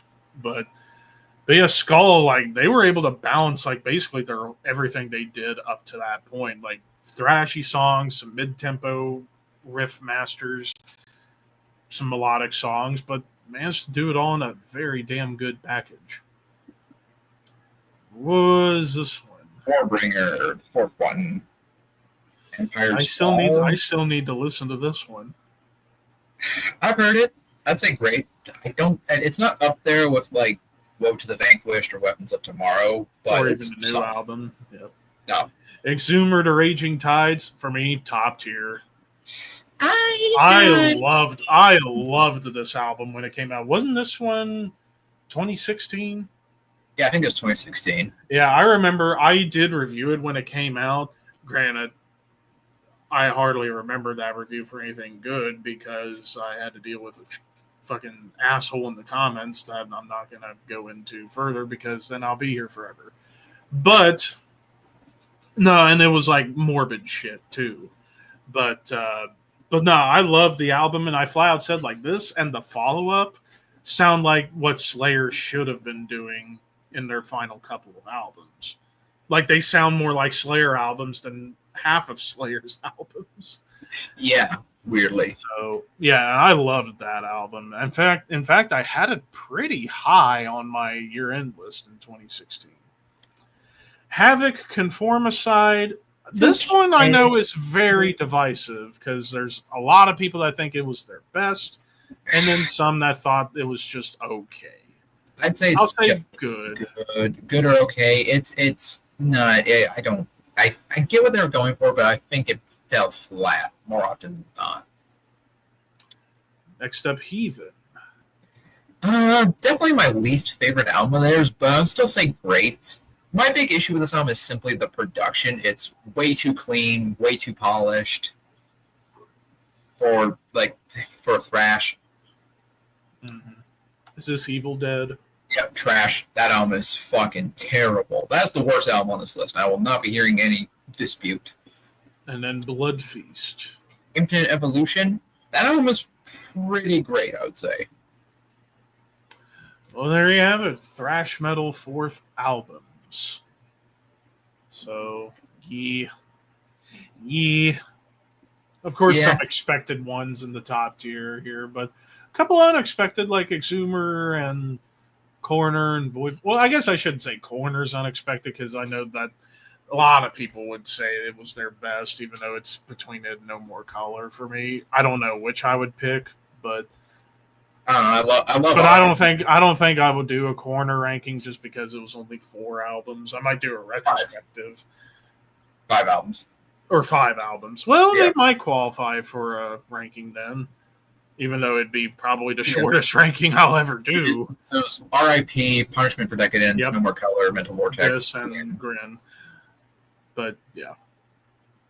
All right, so now let's get to some Death Hallows. Are we going to get the boss in here? Oh, yeah, let's get the boss. Let me send him a link to Discord. And actually, while we wait, I need to go take a quick leak. So I'm taking over for now. Okay. Hello, everybody. Levi is going to the bathroom to quickly beat off, put a Kegel egg in his ass, whatever he does in there. I don't know. I don't want to know what he does in his bathroom. I think for the sake of all of our sanities, we're better off not knowing. For the sake of all of our sanities. Maniac, Love Slayers, Repentless. Yeah, don't get me started on that fuck-ass album, please. Do not get me started. How's your day going, Maniac? Oh, it's been going all right.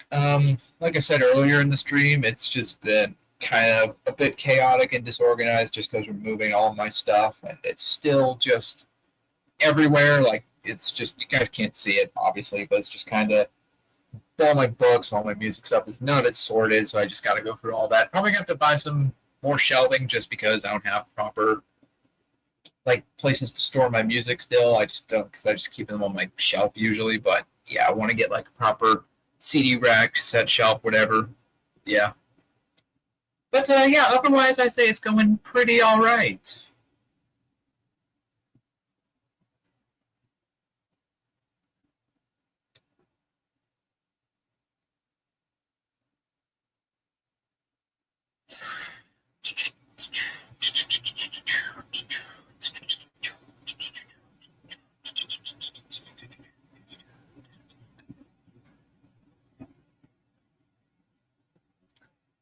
The man of the hour finally returns.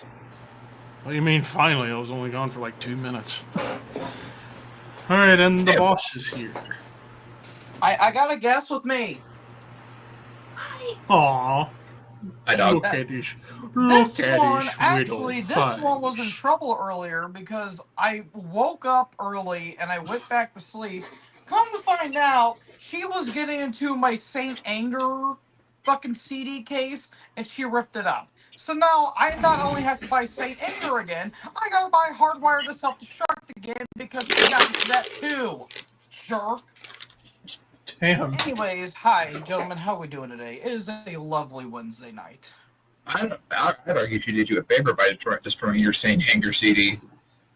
I got it for completionist's sake, so.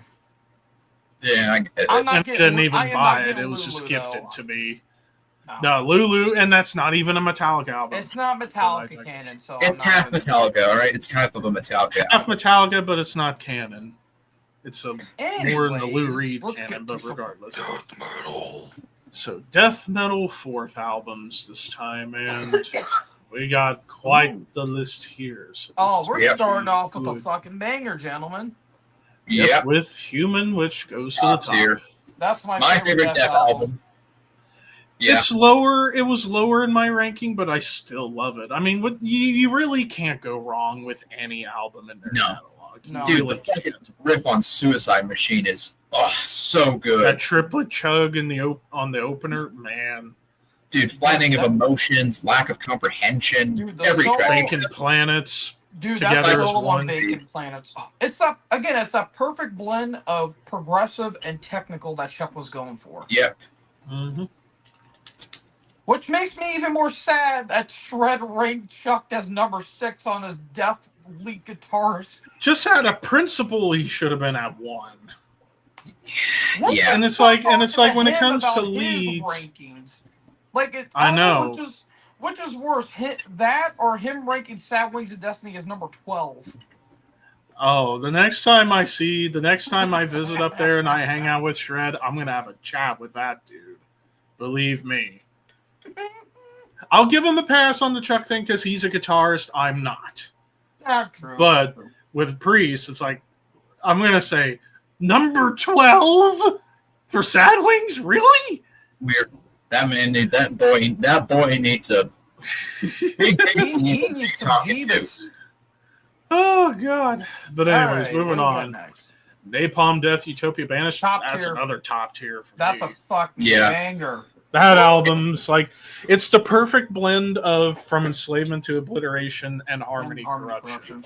Dude, Yeah. that production is so good. Yeah, Colin Richardson did great. Like musically, you get a ton of death metal chug and some of the grindy blasting, but my God, it was done Dude, to Cursing the perfection. Blind, Arianisms, Distorting the Medium. Judicial Slime, Oh, Dementia yeah. Access. I abstained, dude. That was my number 2 behind. If I do Napalm Death, it would definitely be in the running for my number 1 with Harmony Corruption and Time Waits for No Slave. It'd definitely be a toss up between those 3. Mhm.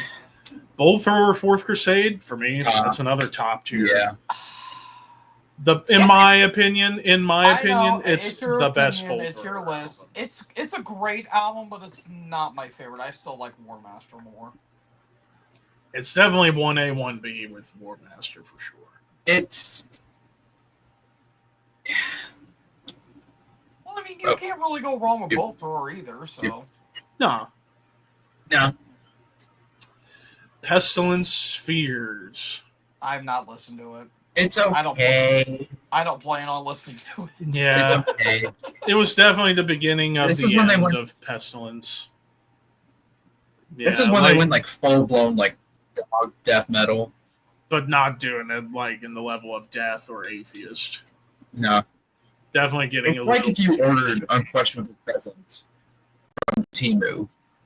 Yeah. Hey, get out of it. Yeah. Anyways, Carcass Hard Work. That's another top. That's a great. Don't even say it, Maniac. Just push your lips. No, He's no, like he's wanting to no, say, no, "Shut your no, whore No, no.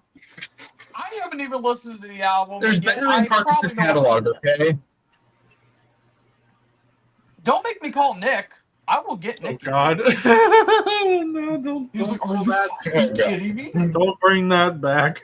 Dude, that shit was Don't bring great. that back. All right, next Anyways, top tier. Cannibal Corpse Bleeding. Top tier. That's Tier. another one. I'm The pretty best, sure in my I opinion, Yeah. know- the best Cannibal album.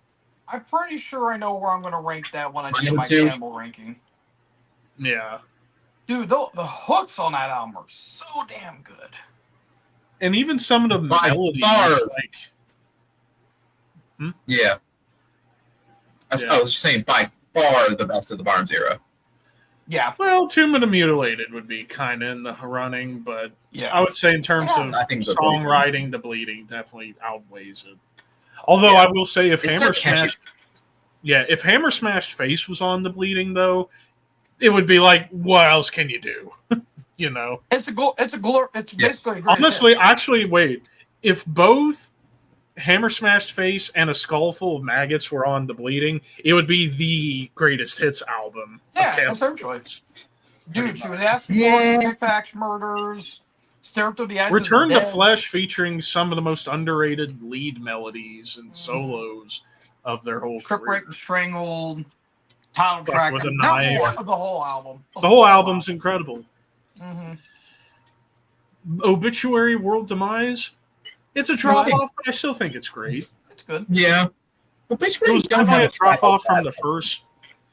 Well, there's a couple albums I would say were not that great. Like the follow up to World Demise. Yeah, Back from the Dead is not that great. But it wasn't bad. It was just I It don't was think just a big. Obituary has like a flat out bad album. No. There's just some Yeah. that are weaker than others. Yeah. Edge of Sanity, Purgatory Afterglow. That's another top tier. It's possibly my favorite Edge of Sanity album. I love that album. It's tough. The top 4 in my ranking for Edge of, actually the top 5 in my Edge of Sanity ranking was all tough because, well, Crimson 1, Crimson 2 I will always love, but I love Purgatory Afterglow, Spectral Sorrows, Unorthodox. I love all that stuff. So, like, the only Edge of Sanity I would say I'm kind of not super big on is the first one, just because the production is so off. For me, it would be like Infernal and Cryptic because they kind of went from like a more stripped down Melodeath sound, where Infernal, they were just kind of going all over the map with a bunch of ideas. But yeah, it still boggles my mind that originally for Purgatory Afterglow, Dan wanted to do 2 different EPs. One that was straight up death metal, and then one where it was mostly like hard rock based, because they were really into Nirvana and Soundgarden at this point. But Black Mark said, how about you mix the 2 together into this album? It's kind of. I think it worked out for the better, honestly. It's kind of like when Opeth did Deliverance and Damnation.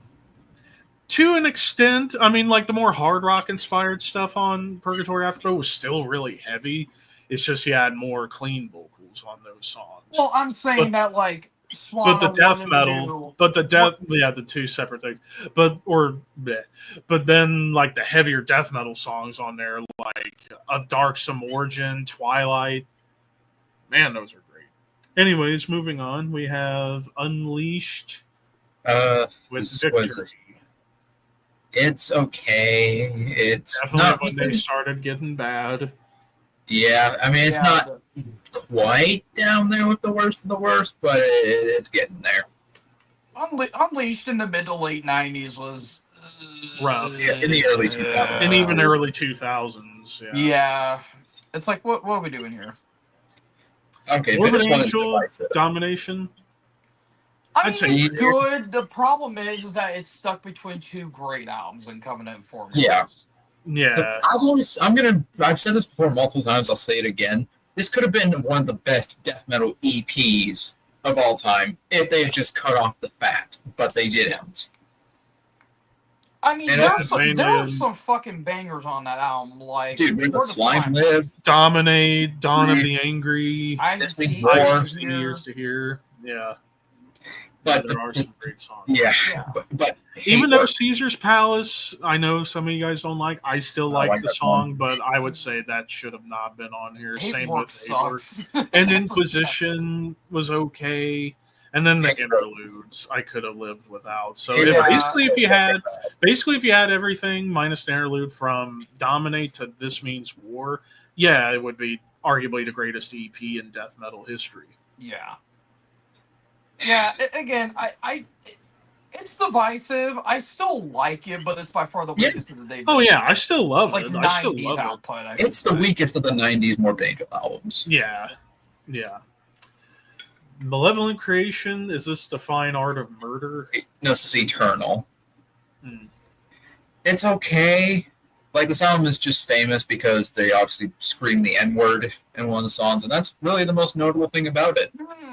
Lovely. Meanwhile, Shit Fun, that It's pretty bad. Yeah. I don't know that's the only Autopsy album I will flat out. What is up with Yeah. that album cover? I Is don't know that what literally fucking demon You tell me. possessed that. It's literally That's a the album cover, poopsicle. A shit kebab. Anyways, Cancer. I'm not listening to this album, but even judging from the cover, it's bad. This is their I heard big. that's pretty bad. It's their like groove industrial metal. Yeah, gamble. I heard Pretty it's awful. really bad. Yeah. And I don't plan on listening to it, so there you go. What do we have here? Benediction for those. What? It's the fourth one, obviously. Was it? Is For it after those- Transcend the Rubicon? Yes, after Transcend the Rubicon. Okay. It's The Dreams You Dread.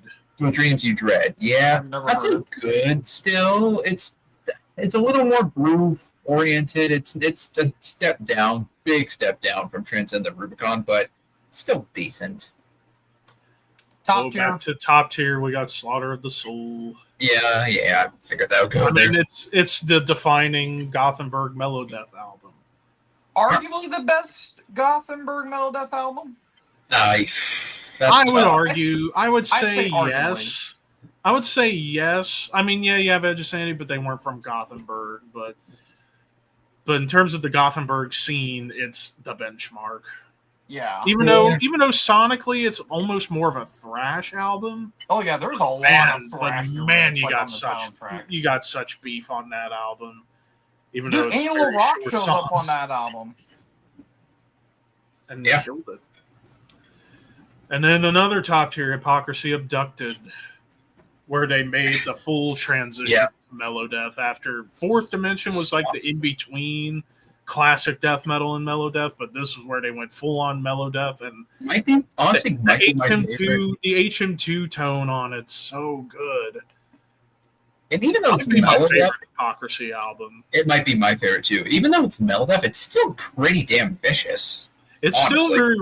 Still rooted in classic Swedish death metal, but still having more of the melodic hooks. Like Roswell 47, that's like one of the best Melodeath songs ever. Even the title track, it's still Melodeath, but my God, there's a lot of heft on that one. And Slipping Away is kind of an odd track, but I do like it. Meanwhile, Grave Hating Life. Thrash. That was terrible. That was a pretty rough period for Grave. Yeah. Asphyx with God Cries. My least favorite Asphyx album. Yeah, it's more of a death metal album than a death doom album. And also this was where they brought back I forget who was the vocalist. Was it one of the original vocalists before Martin came in? Let me double check to see who the vocals were. Alex? No, it was Theo Lumens. He was actually the third vocalist they had. Yeah, he only did this album and the demo album Embrace to Death before The Rack came out. Yeah, this doesn't quite feel like an Asphyx album. It honestly feels kind of like a lesser Benediction album, honestly. Yeah. It's not bad, but it's not great. It's kind of skippable. Broken Hope Loathing. Top. Yeah. I need to dive into more Broken Hope. I've only listened to one album. I think that is the perfect blend of all their styles. Like it's like the perfect mix of Repulsive Conception and Bowels Repugnance, or the first two, I should say. With a little more of a tech death vibe to it as well. A little bit, yeah. But I think because they got a lot more technical on there. Oh Lord! Entomb, DCLXVI, Deride, Shoot Straight, Speak the Truth. I like this album. I mean, there are some good songs on here, but my biggest problem, way too much gain on that HM2 tone. Like, my God. It's I will say this, it's a very uneven album. Like one song can kind of sound like Wolverine Blues, another song can sound like Crowbar almost. Yeah, like Damn Deal Done was really the one song I could go back on just because that riff's so catchy. This was a very odd period for Entombed. It would get worse, but it was odd. Yeah. But yeah, that was really like the songwriting uneven, but the biggest gripe was turn down the gain on that HM2 tone. Like, what is that album cover? Is that like a voodoo skeleton? I guess I don't know. Anyways, I don't know. Is this More to Scold? Yeah, More to Scold, Surface. I would say good. It pains me because I love More to Scold, but I don't think it can go any higher than good. Because I'm on my phone and the screen is so small, I thought for a second that was Control the Night for a quick second. I'm like, wait, what? Oh, no, never mind. Yeah. Uprising of Morningstar are must-listens. Yeah. I know you've probably said your piece about them, Aaron, but I legit think those two albums are great. More so Morningstar than Uprising. Yeah, I think both those albums are super underrated. Dismembered death metal, I say fantastic. That's a great album. It's bordering on the top tier, honestly. Yeah, one of their it's best That's albums. one almost of their in there, better yeah. albums, honestly. I would put it up there with like an Everflowing Stream and Indecent Innocent. And Dreaming in Red. I love all of fucking Dismember's albums. Even their basically. lesser albums are still really good. Yeah, totally. I have Like all their Hate albums. Campaign. I do too. Yeah. Deicide, Serpents of the Light. I think amazing. top Honestly, tier. the most underrated Deicide album. Yes. Arguably. I It's like, think yeah, I- the production not the strongest because they kind of went for a more of a gainy guitar tone. Oh, I love the production on that album personally. I love it because they went for more of like a Slayer vibe. It's basically Deicide playing Slayer, and it's fucking amazing. It's my number 2 Deicide album. It was my number 5. I think it was your number 5 or number 4. It was my number 5. I remember now because I think my top 5 were Self-Titled, Legion, Stench of Redemption, Once Upon the Cross, Serpents of the Light. Yeah. What do we got? Flesh Crawl, Blood I Red still need to Massacre. listen to Flesh Crawl more. I'd say good for this album. They definitely went for a lot more just kind of straightforward, like Swedish death metal, even though they're from Germany. Master. I don't know. Master, they're kind of one of these bands, they just write the same album over and over again, but I still say great because it's a fun, thrashy death metal album. Sinister. I forget the name of this one. Aggressive Measures. And I think this was the first one without Mike Van Mastrite on vocals. Yeah, this is where the downgrade started with Sinister for a bit. It's Yeah. okay. It's okay. Yeah. Inflamed Colony. I'd say fantastic or amazing. I think there's a couple filler tracks on that album, but it's still one of the better In Flames albums. This was when In Flames was at their peak. Yeah. Yeah, And and then they then- would have one more great one after this with Clayman, and then start going down. Well, there Yeah. was a couple albums during that period that weren't as bad, but Like Root That's to the Remain stuff. and Come Clarity, but yeah. They're okay. Yeah, okay, but Dark Tranquility. Projector. I would say great. This is where they got a lot more like gothic with their sound, a lot more like goth metal influence. But I still think it's a pretty damn good album. I think it was in my bottom 5 when I did my Dark Tranquility ranking, but I still like it. Opeth Still Life, top. Here. Yeah. I mean, that was where the real heft, like, yeah, My Arms Your Hearse started bringing in more heft in the tones, but Still Life really brought the heft and the lush atmosphere. It's such a damn fucking well-written album. Dude. The More is like the perfect progressive death metal song. Godhead's Lament, White Cluster. Hell, the opening of Godhead's Lament is like brutal. Yeah. And then I even still- the 2 ballads, Benighted and Face and Melinda, are so pretty. I Yeah. still need to dive into more Opeth.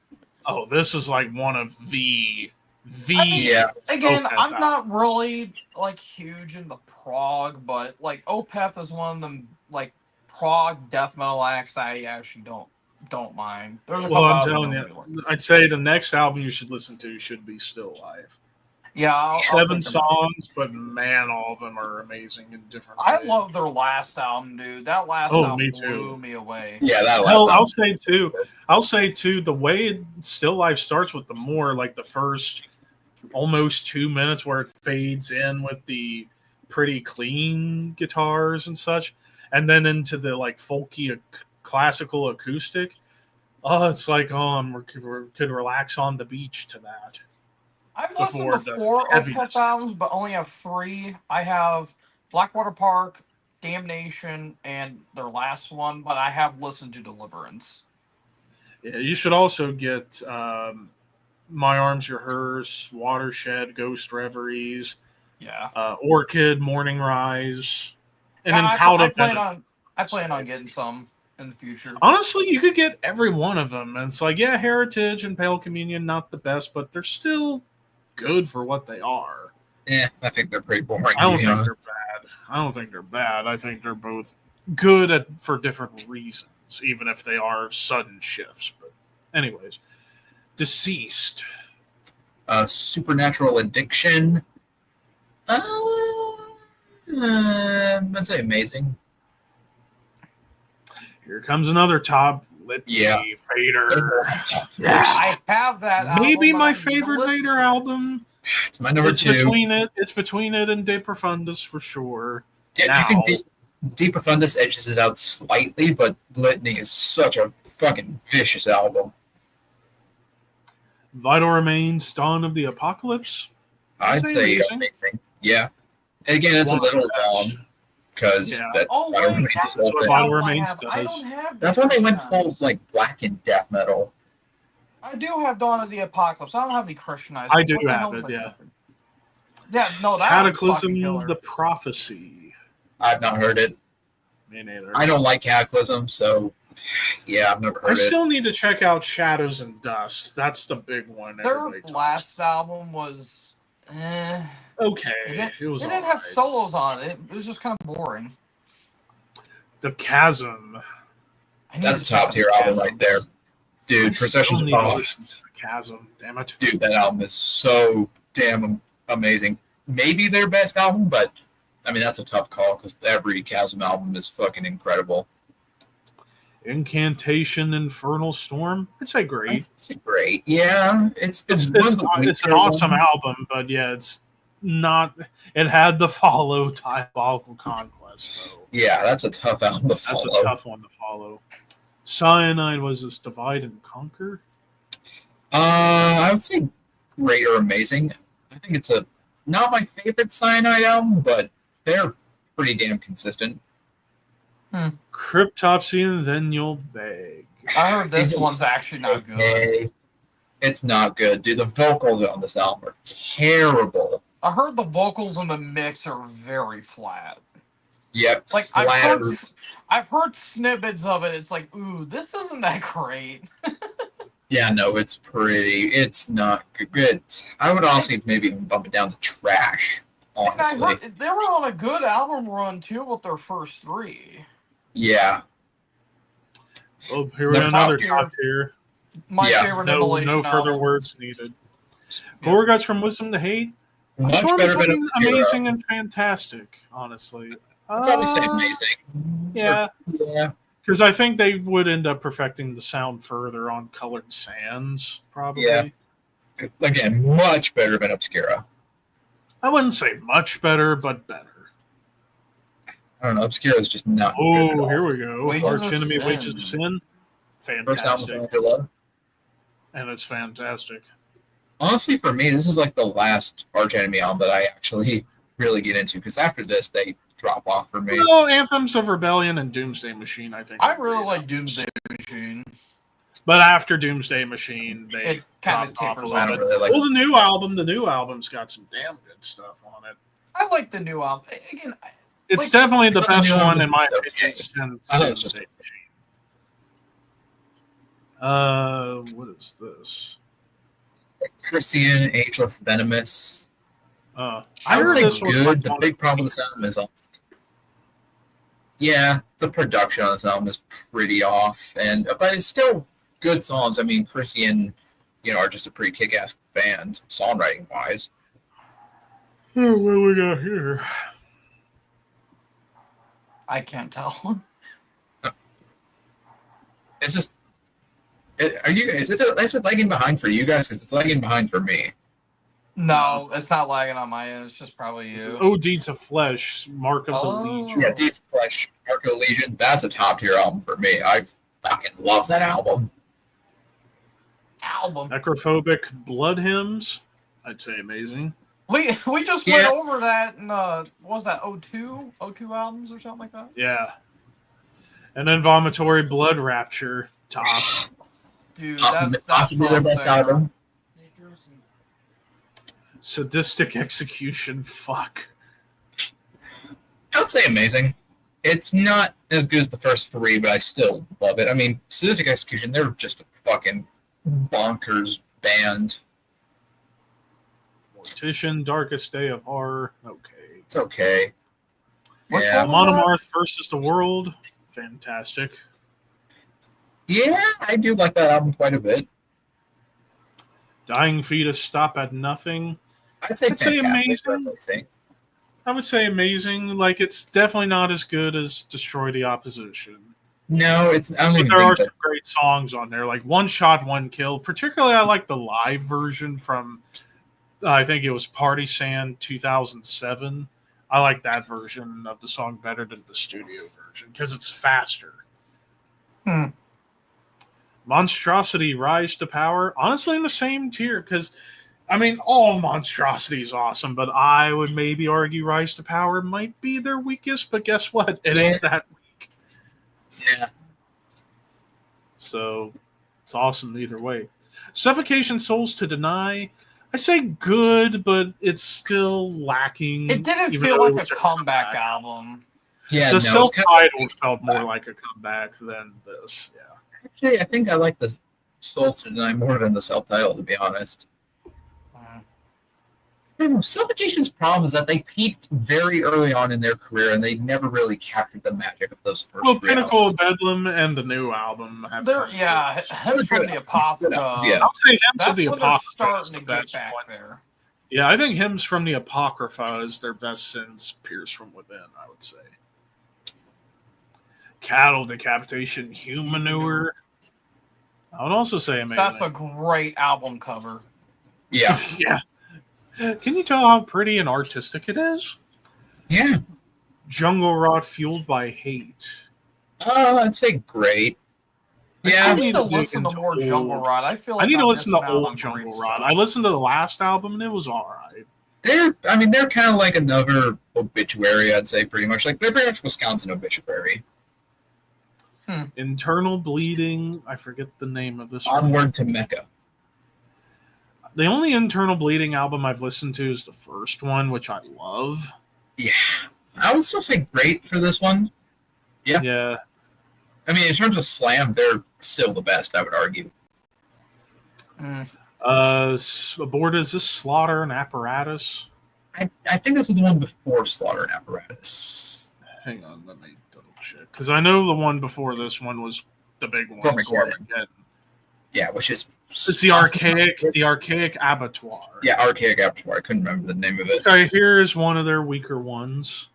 I'll still say great or good. I do think it's pretty decent still.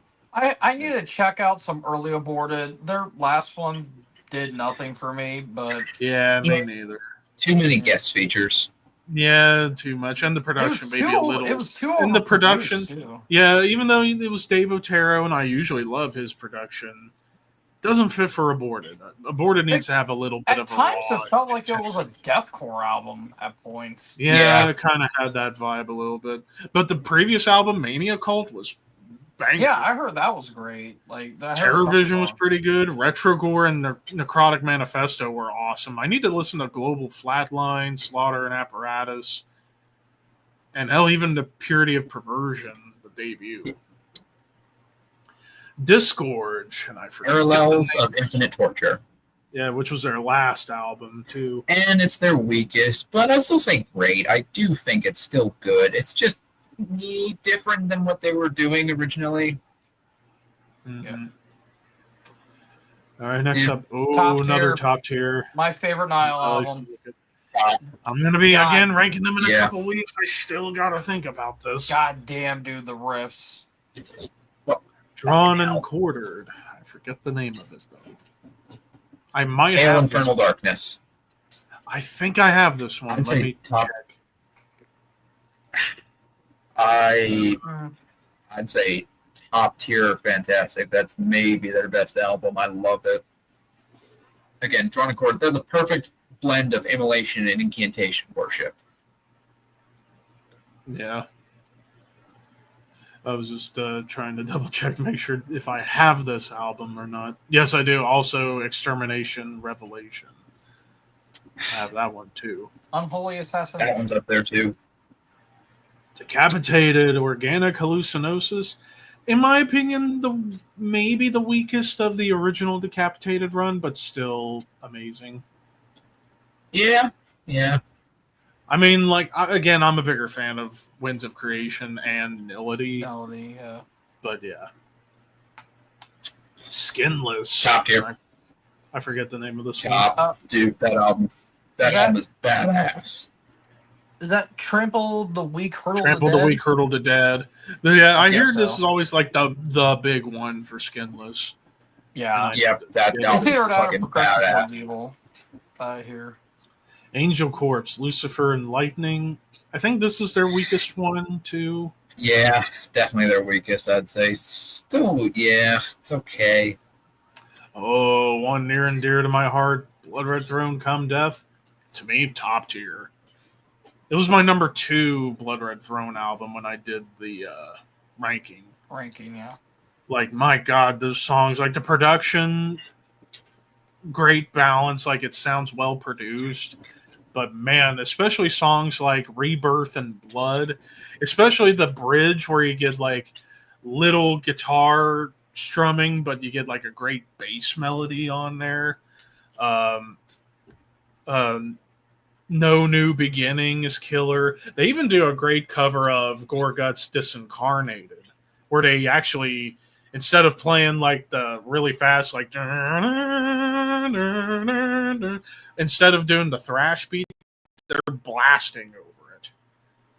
So, awesome songs all around. So, yeah. And that was the first one with their new vocalist at the time, Vald, who actually filled in for Will Romer and Mortician for some live shows in Europe. Huh. But he's got like he almost sounds like Corpse Grinder a little bit, but having a little more of a black metal scream instead of a Corpse Grinder scream when it comes down to it. Next up, Hate Eternal Fury and Flames. Musically great, production ass. Yeah. Arguably, it's the weakest Hate Eternal album, too. Yeah. I always feel like that's so Hate awful. Eternal in a nutshell. Great musically, but production. Inconsistent. Yeah. I mean, I love Rutan, but he's not. His production's He's not a great producer. His production's hit or miss. Like, most of the production he's done with Cannibal Corpse has been awesome. Mm-hmm. But for whatever reason, with his own band, it's just not that strong. And then, hell, he even did Kingdoms to Stain Morbid Angel, and that, in my opinion, is the worst production he ever did. Yeah. I'd argue Heretics is a little worse, but well, yeah, that wasn't him though. Oh yeah, well, Herod I'm didn't just saying do like Heretic. production wise, but yeah, that Anyways, Insomnium. I forget the name of this Across one, the Dark. which I need to get. Actually, this was the first Insomnium album I heard. I would say amazing. I don't think it's their best, but I just think it's for a solid Melodeath album. Yeah, Black Dahlia Murder, Deflorate. I say The most fantastic. The most underrated Black Dahlia Murder album. Like, there's some musical improvement on there, namely with Yeah. Ryan Knight. The song "I Will Return Alone," that was one of the first Black Yeah. Dahlia songs I ever heard, and it was incredible. So, Yeah, arguably also the best one of the songs coolest, they've ever had. and also one of the coolest album covers of their career too. Mm-hmm. Yeah. Your buddy Josh has a big like poster of it. Misery Index. I forget the name of this one too. There's the Fevery. I actually haven't heard this Misery Index. Also, don't say great or amazing. Like, I know Nick would Yeah, strongly I think disagree Nick with me. loves that album. But to me, Misery Index are one of these bands where they don't have any albums that are like super like, wow, this is amazing, but they're just very consistent. Well, there's a couple you could say are incredible. Maybe, potentially. Exhumed, All Guts, No Glory, their big comeback album. I would say amazing. It's fun. Even though the follow-up, Necrocracy, would blow it out of the water. Yeah, Necrocracy was definitely better. Or if you're Insanity. Jamie John, Necrocracy. Necrocracy. Or Josh going, Necrocracky. Defeated Sanity, Passages into Deformity. That's a top tier. Top. I needed to dive into more Defeated Insanity. Oh, dude, that's maybe their best album, but they're just an I don't insane know. fucking I'm band. sometimes a little picky when it comes to like tech death and all that stuff. Well, this is more brutal tech death, kind of like German suffocation, German Nile. They're kind of like in between suffocation and Nile, I would say. Yeah, definitely. I feel like closer to Nile just because of the technicality behind it. Yeah, but when it gets to the brutal moments, they can be suffocation brutal. Dude, fucking Lyle Gruber is such a awesome drummer. Devourment. Conceived in Sewage, which is such a romantic, beautiful. That's the ballad, I think. Is that the ballad? I'd say good or okay. This is when they tried to do like a more straightforward death metal album versus like a slam death metal album, and mixed results, I would say. Ulcerate Vermis.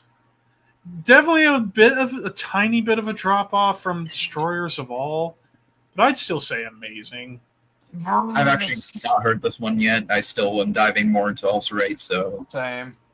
I would say like in terms of weaker albums, it would be between A Fracture and Failure and Shrines of Paralysis, but they're both awesome for different reasons. Like A Fracture and Failure is more of a straight up tech death album. Yeah. Whereas Starting with Everything is Fire was when they found their sound with the dissonance and the bordering on black metal at times too. And then the last two where they made it darker and evil somehow. Yeah. Mortal Decay. Blueprint for Blood Splatter. I would say great. It's nowhere near on the same level as Forensic, which is God, that album is so disturbing. But yeah, it's still good. Bloodbath, Grand Morbid Funeral. First album. My second least favorite Bloodbath album, but I still love it. I say great. It's an uneven album, I would say. It is uneven. It was like they were trying to go for moments that recaptured Resurrection through Carnage here and there, but also like playing off to some like doomier parts. But I still like every Bloodbath album's really good too. Classic. Honestly, my problem with Grand Morbid Funeral is that Nick Holmes kind of feels a bit out of place. Like he hadn't truly found his voice in the band yet. He didn't really come into his own until their more recent album. Last album, yeah. Yeah, because again, he's a death doom vocalist at heart, not really a death metal vocalist. Morgoth Ungod. This was their big. I would say fantastic. I think this was like their big comeback album, and it's almost just as good as the first album. Yeah. I'll have to get it at some point then. Vehemence, Forward Without Motion. I would say amazing. Yeah. It's not. Brutality. Sea of Ignorance. Good or great. Nothing they ever did was really on par with Screams of Anguish. And then Flesh God Apocalypse King. I remember checking this album out when it came out. I'd say great. Yeah, it's fun. My problem with Flesh God Apocalypse is the problem I have with not just this album, but all their albums, is that they're a little too busy at times. Yeah, perhaps. Because they're symphonic metal, but they're also technical death metal, and they blend the two together, but it's a little too much at times. And then finally, Massacre Resurgence. It's okay. Well, there we have it. Death metal fourth albums. Lots of top tiers. Yeah, a lot of top tiers. There are a couple I think we did forget. Didn't Unholy have a fourth album? That's like Death Doom. I don't know if they fully count for this list. Okay. And they're weird. Like avant-garde, almost like avant-garde doom metal. Avant-garde Death Doom, yeah. Well, yeah, but if you don't have Death Doom on here, but yet you have Incantation. Well, I feel like Incantation is still a death metal band. Unholy is way more doomy than Incantation. Yeah. As far as like other ones we could have had, Behemoth Satanica. Yeah. Because that was like Pandemonic Incantations was when they started the Black and Death approach, but it was perfected on Satanica. Allegiant. Yeah. Allegiant. I still have Hello Death. Oh, and then Allegiant. They're great. I would say for you, Maniac, the V album to check out from Allegiant, Damn Them, their album in 2022. Like that's got so many like brutal moments, some somber moments, and some flat out pretty moments. Like, I mean, I like the new album, but I prefer Riley McShane's vocals over Ezra's vocals, just because Riley's vocals, he could do like almost brutal death metal gutturals like a Frank Mullen or a Matty Way, but he can also do like big screams. But his clean vocals, he can sound like Michael Ockerfeld at times. Like the song Called Home in particular on that album sounds like it could have been a hybrid between an Obscura song and a track from Ghost Reveries. Obscura's another band too. Yeah, Obscura. What would the fourth album have been? Acroasis. That could have been on here. I just had one. Oh, here was a big one. Hate, Awakening of the Liar. Yeah, that too. one. That might be the best Hate album too. Like it's Blackened Vader kind of. Oh, Rivers of Nile. That one's another one too. What was it? I think that was The Work. I think that was the fourth album, which is pretty mixed. Yeah, pretty mixed. I think that it was either that or Where Owls Know My Name. I think. Yeah. Oh, and by the way, Trolling in Paradise, Souls to the Eyes, right here. Yeah. Macabre's Murder Metal. That would have been. Yeah. Let's see. Other ones. Oh God, I got one. What? 6 Feet Under. What was it? Was that True Carnage? I think that was True Carnage. Yeah. Oh God. What was the song? Here's a good one. Here's a good one. Here's a good one. Sulphur Aeon, 7 Crowns and 7 Seals. Yeah, dude, I needed to check that album out. I've heard it is so incredible. It's incredible. It's like blackened death metal with some prog in it. All about Lovecraft and Cthulhu. It's amazing. It's almost like I will always say when it comes to Sulphur Aeon for like bands to compare, if you like mid-era Behemoth, Immolation, Morbid Angel, Nile, but also bands like 1914, Hypocrisy, Ulcerate, definitely, you got to listen to Sulphur Aeon. They're almost like kind of doing what Behemoth did in their mid-period, but making it more grand and epic and progressive. And better. Yeah. Well, better than at least Love Judge or Darkest and Opus Contra Naturam, and to a lesser extent the new album, even though I still really like the new album. I think Sulphur Aeon blows Behemoth out of the water. Recent Behemoth, yes. To me, I don't know if any of their albums, any of their albums would beat like The Satanist or Demigod or anything like that. I think a lot of albums beat The Satanist and Demigod, to be honest. Yeah, maybe. Other ones. Well, Mithras on Strange Loops, their last. Still need to listen to more Mithras. I have not heard any Mithras actually. How many albums? I'll send you. How many albums does Anthropomorphia have? Do they have more than 4? I don't know, actually. It's a Dutch band. Their last album was produced by Swanoff. No clue. Yeah, I don't know if I've heard that band. It's this album right here. Which one?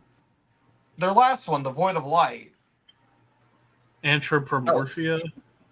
Anthropomorphia. Oh yeah, I remember that album now. Yeah, that was I completely forgot about that. Yeah, Swana did. Yeah. I feel like that's not their 4th album. That's their. No, I'm saying if they had more than 4 albums. I think there was. No. This album, that's their 6th album. Sick. Yeah, that's what I was getting to. We're talking about 4th albums, damn it. I know. I was asking if they had more. You pay attention. No, I was paying attention. Anyways. Hello, ding dong, hello. Boss, you shut your I am bitch the ass up. Bond man. Anyways, Anyways, moving on. Gojira, Way of All Flesh. Yep. Is that a Gojira. death metal album though? I don't know. Progressive death metal. Progressive death metal. I feel like I'd argue it's more progressive groove metal than more than anything. I don't think even groove metal's necessarily that appropriate. Maybe to I don't know, like, would you call like Meshuggah Like super appropriate. a death metal album? Maybe like Magma to a lesser extent, maybe, but no, not the early stuff. Yeah, Magma and Fortitude are more like prog metal, like prog extreme metal albums. Whereas like the first 5, I would say, are progressive death metal. More so the first 3, I would say. I would say Terra Incognita is like their only death metal album. The Link is also pretty death metal too. What about and then from Mars to Sirius, there's fucking Immolation riffs on there, for God's sake. But it's like progressive groove metal. Like there's death metal elements, but not enough for it to be a death metal album, in my opinion. You might need to get your ears fixed, kid. My ears are working fine. Your ears are the ones that need checking. Anyways, Blood Incantation. They've only had 3. Oh, they've had 3. Oh yeah, the other 2 EPs. Yeah, my bad. And Yeah. thank God, the less incantation, the better. Hey, that last one was great. I don't want to hear anything. Anyways. Yeah, Children of Bodom, Hate Crew, Death Roll. Yeah, that would be on there too. And that was one of their last great albums. Well, yeah, you have Halo of Blood, which was great, but yeah, after Death Crew or Hate Crew, it definitely kind of went. Amorphous, unless they moved away from their kind of. Well, no, they were still mellow death at that point. I forgot what the 4th album was called. I know because you had Carillion. Tunella. That would be the album. Tuna? Tuonella. I know. Bastard. Hey, Nick. I thought Tuonella was. Hey, Nick. I thought Tuonella was the 3rd one. Yeah, I feel like No, that was the 4th one. That was the 4th one. And the Universum was their 5th. The 3rd one was. 3rd one was Elegy. Elegy. That's it. Which is fantastic. I almost said Effigy. Was the latest Gruesome album their 3rd one? Yeah. Okay. All right. Yeah, the latest Gruesome was 3rd. I'm still trying to think of some other, like, at least major ones. In Mourning, Afterglow. I still need to get into the Morning. I know that you talk about them a lot, but with a new album coming out in August that I can't wait to hear. How many albums did Paradise Lost make before they went goth metal? They made like 3. They only have one like full pure death metal album because even Gothic is. Gothic was still very much a Death Doom album. I wouldn't quite call it a Gothic metal album yet. There's a lot of God. Shades of God absolutely was more of a Gothic metal album, yeah. and then full on Gothic with Icon and Draconian Times. Anathema. I think by the 4th album was when they shifted their sound. Okay. Well, I think even by like the 3rd album, they kind of dropped the death metal and became more of a straight up Gothic metal band before they were prog rock. I'm just trying to drop band names. Shit. I feel like there's one we're missing. There's a lot we're missing, honestly. Yeah. Well, honestly, for me, weirdly, a lot of my favorite like death metal bands are the ones that only had like 1 or 2 albums. I don't know why. I just kind of gravitate towards those bands more in some instances. Neobliviscaris, Exol. Still, I look like a total idiot because I still have not listened to Neobliviscaris either. The first 2 albums, especially Citadel, their 2nd album, that's basically Australian Opeth. With some violin thrown in there to add more like somber atmosphere. where were And you actually, guys- I'm glad to see that James Thornton from Black Crown Initiate and the Faceless is actually doing the harsh vocals now for Nibliviscaris. Even though their original guy, what the hell was his name? Mark Campbell. He was amazing. That's how many albums does Black Crown Initiate have? Do they have more than 3. 4? Oh, okay. 3. I hope they should be making something again soon. Would you consider Portal kind of death metal-ish? Yeah, they're experimental death metal. They have what? But anyways, I think we've touched on. God the Throne. That's another one. Oh yeah, God the Throne. Yeah. Oh, yeah, Gorefest. I can't believe I forgot Gorefest. Yeah. Even though, let's go to the next list. How many more do we have left? We got black metal third albums, doom metal sophomores, classic metal, and power metal sophomores.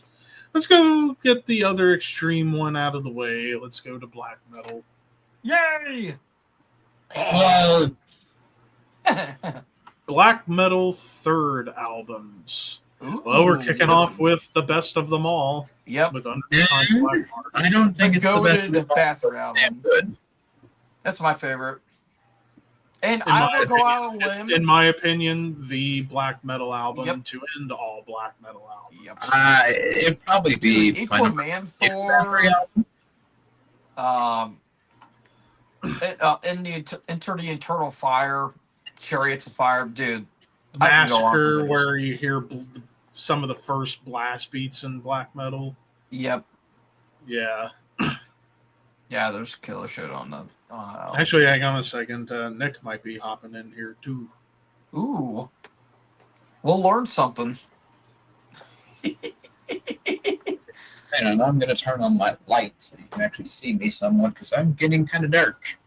Yeah, isn't what like almost 8:30 over there? Yeah, there we go. Dirt there. 8. Yeah, it's currently 8:27 p.m. in my time zone. It is 10:27.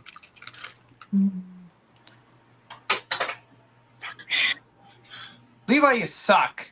That guy shot. Well, I'm not a lefty. I'm a righty. But whenever I'm on, You are this no desk, Michael Jordan. I throw lefty whenever I'm at this desk. Actually, let me see if I can make it right-handed. And I did. Well, good for you. What are you, Joe Burrow? Come on.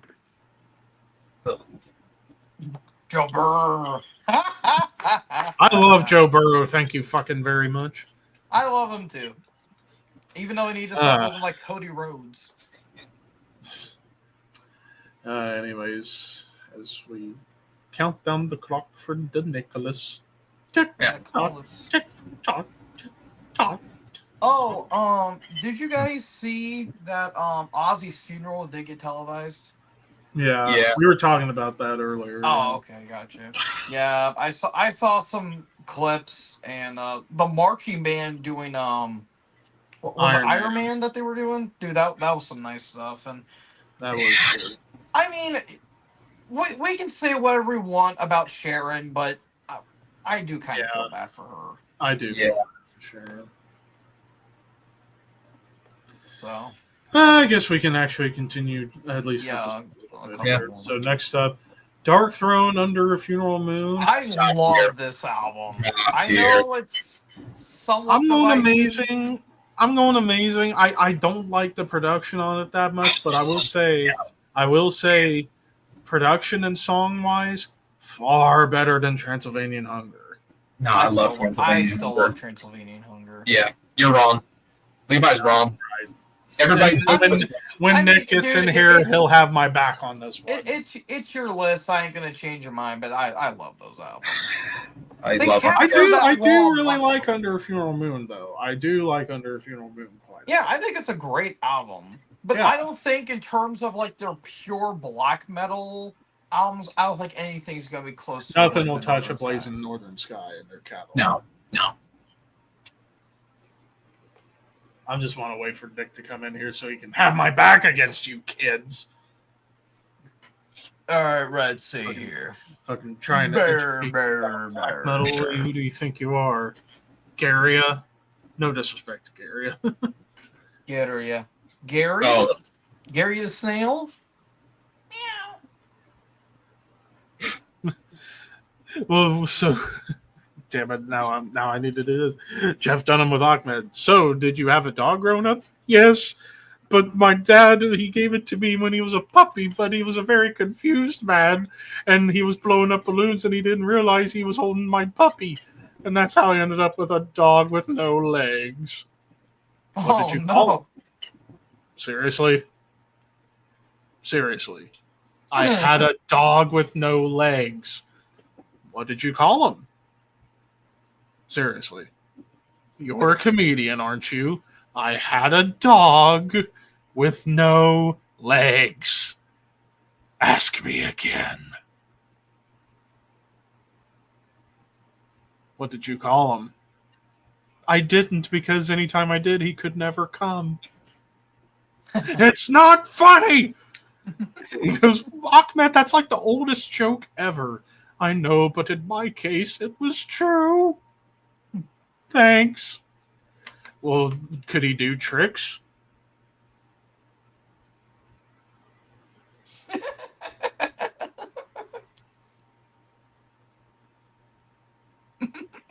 He could roll over.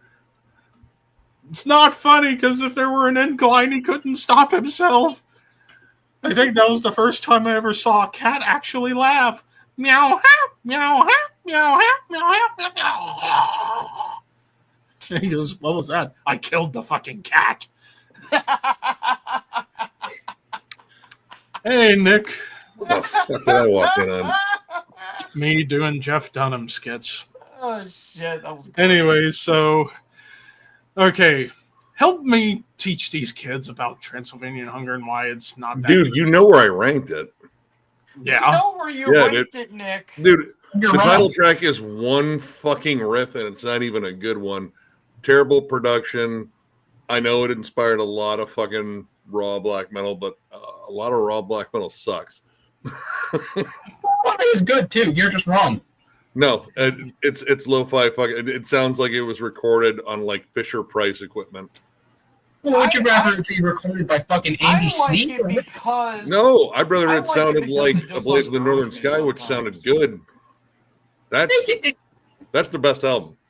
Yeah. Yeah, well, no, nothing beats A Blaze in the Northern Sky, but Transylvanian Hunger's not that far off. I No, still like it. it's really far off, in fact. I think it's my number 4 when I did my Dark Throne. We're Dude, right it's when near we the need bottom him, for me, damn it. dude. Hell, if I redid my Dark Throne ranking, I'd put Transylvanian Hunger lower. I think I originally had it at 10 just to be nice, but now I'd probably put it at like 14 at this point. And I don't know if Funeral Moon's it's the same. It's the No, same. I wouldn't say necessarily. I mean, the you got some production's different not as tempos on it. raw. Yeah, the It's- production's not as bad as. It's not good. Yeah, I'm not saying it's good, but I will No, say, come I will say songwriting wise. Panzer Faust over both of those. Me too. But I'd like, say I will this say at album least. beats anything Burzum did. Well, I mean, no, that's sorry. not that's not hard. I mean, That's you fair. just get a guy to scream in a bucket over lo-fi fucking riffs and a static blast beat. But yeah, I made a burst album. Or But dark anyways, my thing with Under Funeral Moon, at least there are more songs on the album than just Tremolo and Blast. Like you get some like slower stuff at least.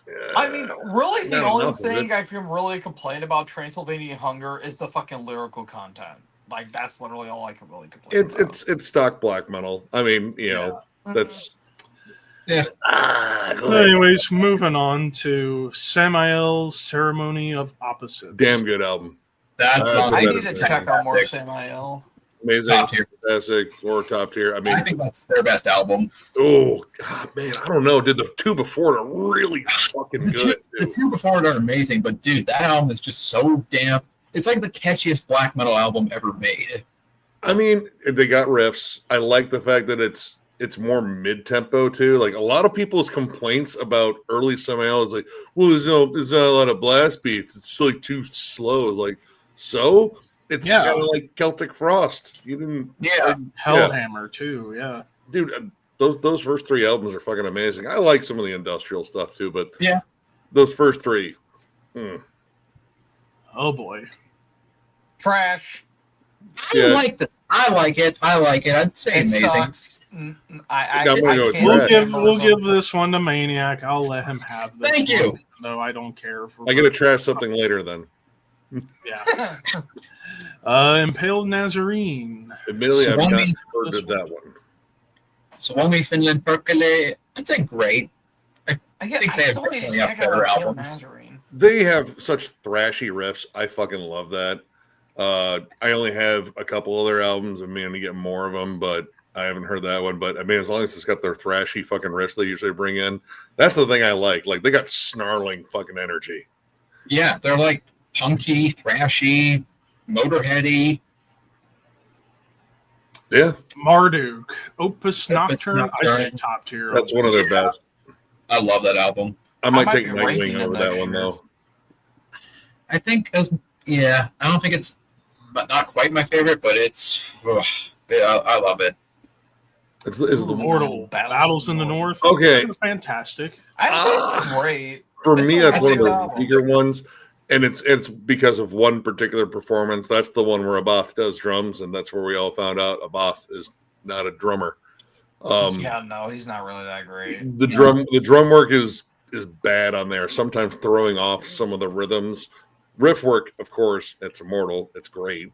Yeah. I But- love the title track though. That's Yeah. a great song. I love Blashirk Mighty Raven Dark on there. yeah, That's that's the a first great one with one. Black Shirt. If At they had the recorded Stormy that with a Gates of different Mist. drummer, I think it would have been a lot better. Yeah. I mean, I just feel like as a follow up to Pure Holocaust, it's not quite as strong, It's but it's still a really Not good nearly album. as your Holocaust. I actually like it a little more than. I don't know about that. No, dude, Pure Holocaust. There's is just, amazing. I mean, with I don't even know Battles if I in the like that North, one there's more than not a Blizzard lot of- Beasts. I like it more than Blizzard Beast. Yeah, I like it more. Yeah, Blizzard. I do too. Blizzard Beast is their weakest, I think. Blizzard Beasts got Yeah. some death metal charm to it. I like it. I think It's if I had to pick what I think the weakest one was, I think it was Blizzard Beast for me, but Yeah, I it still love it. I love all of Immortal. It Yeah, might be the it's newest. still a If I had to good pick like an album, it's ultimate just the weakest one, it problem. might be the newest one. The newest one did not do anything for me. Especially coming off of Northern Chaos Gods, which was a fucking ripper. Yeah, Anyway, Satyricon Nemesis to Goated. top. Yeah. Yeah, I don't even Best think- Satyricon. easily the their best best Satyricon. Rotting Christ here. We go Triarchy of the Lost Lovers. That's a top tier. Yeah, I'd say still the best Rotting Christ album, too. Oh, I don't know. It's up there. My Mighty Contract. I don't know. There's something about the melody and the slightly gothic approach they did on this, and also the riffs, the catchiest riffs of their career. Like one with I the think- forest. Man, that's so catchy. Non-Servium You really- up there for me too. yeah, dude, you can't go wrong with anything like early Rotting Christ. To be honest, I don't know. I like them again when they get riffy and mean. What's this one? I don't know. Abigor, Opus 4. I need to listen to that. I need to get an album. Amazing. Don't know it. This is when they got a little more like spacey and a little more cosmic. Not my favorite, but still pretty good. What we got here? Mystifier, the world is so good that he who made it does not live here, I think is the full title. Brazilian ones. That, Jesus Christ! did they brag about like killing Nazis? Probably. I still have not heard any of their earlier stuff. I've only heard later stuff by them. I haven't like heard that. any This Mystifier. is this is a top tier album. Like I fucking love that album. I don't maybe think it's not quite as good as the previous album, but it's so good. Next up, Summoning. That's top tier. Yeah, I still haven't listened to any summoning. I've been meaning Dude, that- to. It's like Oh. they're like the Absu. Which one is this? Hold on, fuck, I don't remember the title. I need either. to get Absu album. dude. I have all of that. Especially Tara. Tara's the one. Tara. Tara's Man, amazing. yeah. That one is Third Storm of Scythrol, whatever the fuck that is. It's a damn good album. Yeah.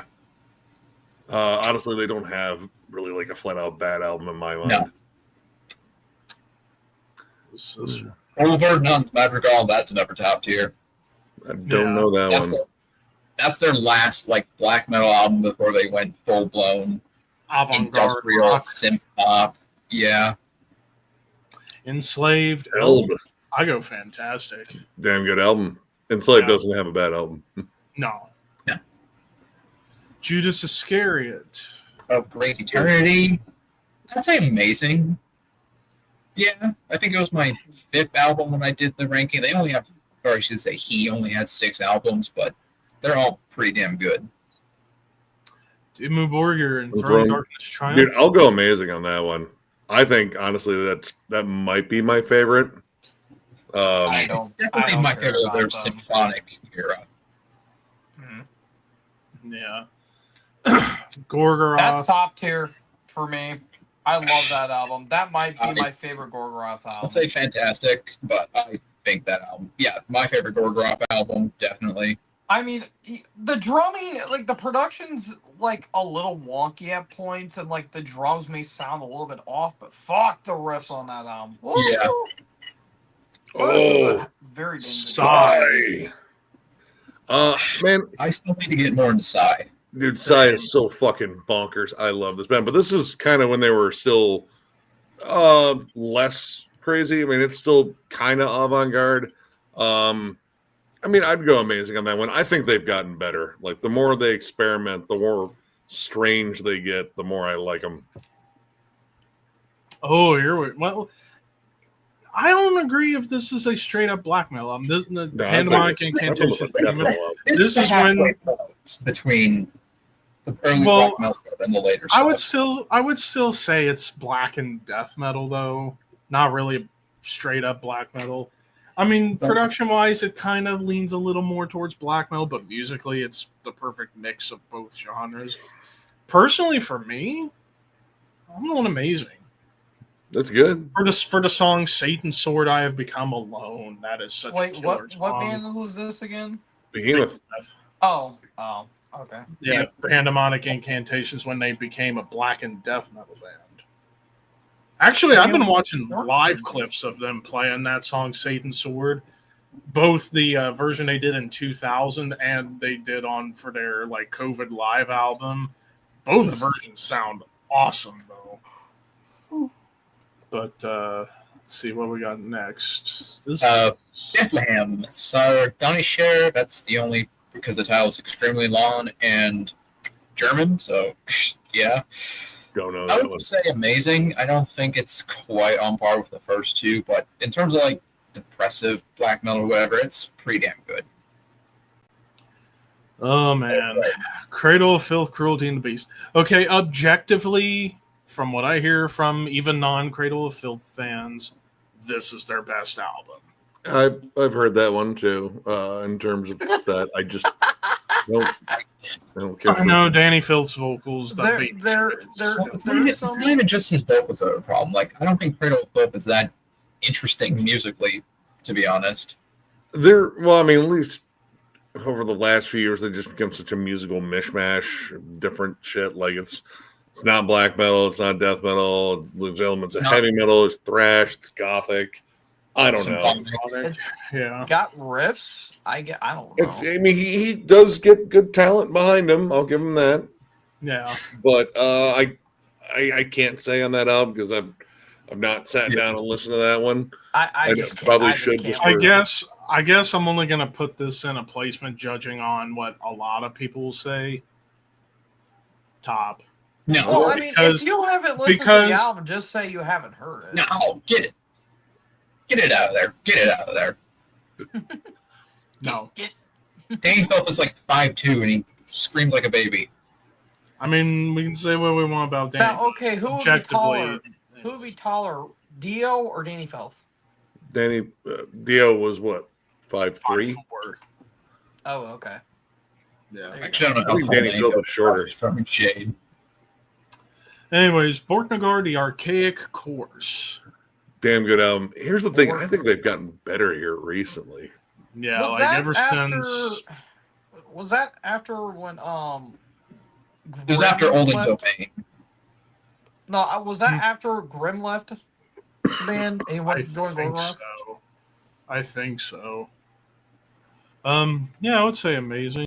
I mean, granted, like Nick just said, I think almost like ever since when they got Wintersorg in the band, which I think it was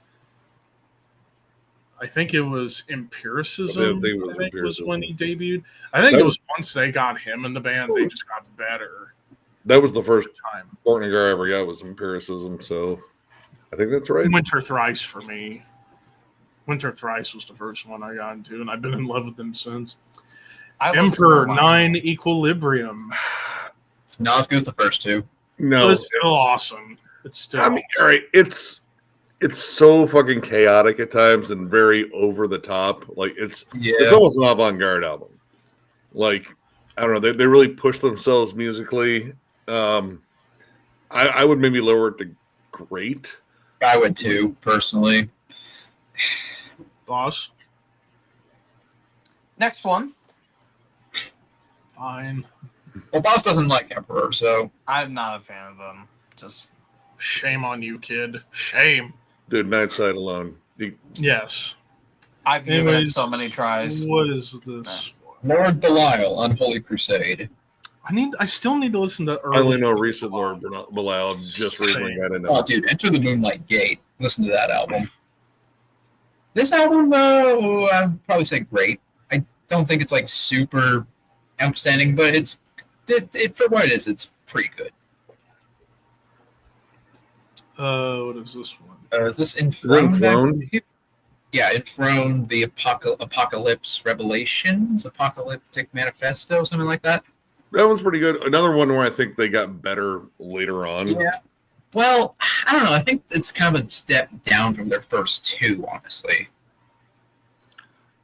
I think that's no, it's not the earliest one I own because I would probably agree because I do like Towards the Skull Throne of Satan more than that one. Great title. That is a great album title. It's pretty awesome album cover too. Is this Necromantia? Yeah, I'd say good. It's a big downgrade from the first two. Mortuary Drape. See, I still need to listen to more of their stuff. I got into them because of fucking MDF, and they crushed. Oh yeah, Mortuary Drape's I need to awesome. listen to the band as a whole. Dude, Yeah, catchy that's awesome. fucking riffs, man. Like lots of heavy metal fucking like harmonies and shit. There's a campy over the topness to it. I fucking loved it, but I don't know that album. I don't either. But the first two albums are fucking killer. What is this? Horna. Slintaival. I need to get in the Horna. Same. Sudentavial. I don't know. It's fucking Finnish because of course it is. Finnish language is not real. Something cold. Something Really good. something. I don't know cold. that one. I know the band. I'd probably say amazing for that one. I don't know if it's one of my favorites, but Horna's pretty grossly consistent. So Horny. Carpathian Carpathian Forest. Which one is that one? Morbid Fascination of Death. God damn. I'd probably say great for that one, personally. I have not heard that one. I only own Strange Old Brew, which is a weird album. They're weird. They're very horny. Anyways, what's this one? Mutilation. I'm torn between Fantastic and Top Tier for that one. Very raw, but very good. Another one I still need to check out. I've heard Yeah, of Mutilation though. You'd probably hate them, honestly, Nick, because they are, like, honestly, somehow more raw than Transylvanian Hunger. Oh, balls. They're so damn good at the same time. Balls. Anyways, what's this one? Nagelfar, Virus West. This is the German Nagelfar. Okay, I only know the Swedish Nagelfar. Same here. I'd probably say fantastic or amazing. It's not as strong as the first two, but I do still really like it. Oh boy, Dark Dark Funeral. Funeral. God, I can't remember if I like that one. I'm pretty sure I like that was the other one with the red cover that I didn't like. I would say, honestly, Dark Funeral are probably like one of the more overrated black metal bands. I would agree. They're very famous for playing very standard black metal. Yep. Same with Watain, honestly. That's kind of the. Watane's got more. I like Watain. Watain actually, I think they're more dynamic songwriters. Dark Yes. Funeral Men, oh my god, well they get boring. Yeah. They're a high speed boring at times. I've seen them now twice, and I do enjoy them for what they are, but I enjoy certain albums. That one's all right. Yeah. Windeer 1184, that's top tier. I didn't get into that one. I only know Arn Tour. That was the one I really liked. Dude, everything Windeer is just top tier, frankly. Honestly, I like Vreed a little bit more though. This is the Swedish Nagelfar. Oh, Swedish Nagelfar. That one, I'm not like the biggest fan of that one. God, their debut fucking crushes, and then they had like a string of other good albums, but that one feels a little uneven. Like they were trying to get a little too mellow, deathy on it. Yeah. It's not a terrible album, but I don't like it as much as others. Nargaroth. Okay, this is a big improvement over Black Metal East Cree. It's not as stupid. I'd say amazing. Or great. Amazing or great. One of the two. Yeah. What do we have? Death Spell Omega. Which one was Monumentum Circumspice. What year was this one? I think it's 04. Yeah. Because I think after this, 07 was when they had the big one, that Vas Maledicti Eternum, whatever that's called. Yeah, that was, this is like where they started trying to be more avant-garde and more dissonant, chaotic and weird. I'd probably say great. I think it's good, but they got so much better. They did get better, yeah. And like Heraclitus is like where I think they perfected the formula. Cletus. Mayhem, Chimera, I say fantastic. I like that album. I like that album a lot. It's one of their riffiest albums. I really like the drum performance from Hellhammer on that one too. And Maniac's best vocal performance by a landslide. Oh yeah, well I mean, all of everything. He didn't have much to go up against there. Nah, because Death Crush, he was all over the map, and then Wolf Slayer, Abyss, and Grand Declaration of War were Grand Declaration, that album sucks. I like it more than Ordo Ad KO. Ordo Ad KO. I don't know about that. Inquisition. Is that pedo what approved. Was that? Fuck, I'm blanking. It's not. Is it? Magnificent Glorification of Lucifer. That's the one. Yes, thank you. I thought it was their other album in 07. I thought it was that one. Honestly, I think that's a pretty damn solid album. I don't have that one. I've heard bits of it. I heard from what I've heard, it's really good. What do we got here? Forgotten Tomb. This is the one. I forget the name of it. The one after Springtime Depression. Fuck if I know. Don't know that one. It's good. It's not. It's a downgrade from the first two, though, for sure. Another top tier time. Yeah. Desert Northern. Oh yeah, that's become one of my top 5 favorite black metal albums. Period. At this point, I've listened to it so many times. It gets better each time. Vicious yet melodic and catchy. Yeah. Especially Mouth of Madness, that's got to be a top 5 catchy black metal song. Like, my God.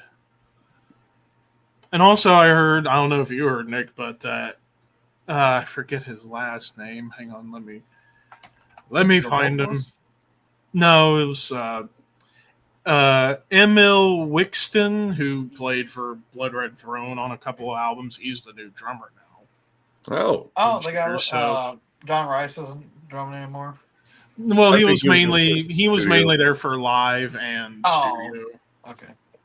Dude, they got a permanent drummer now. And actually, he also played drums on the first Abath album too. ML, and also Aeon. So pretty good drummer to take over for John Rice. All right, next up, Varathon or Varathon, Crow's Reign. It's I need to know more about this band. It's a very weird, uneven album. Yeah. Druk. Swan Road.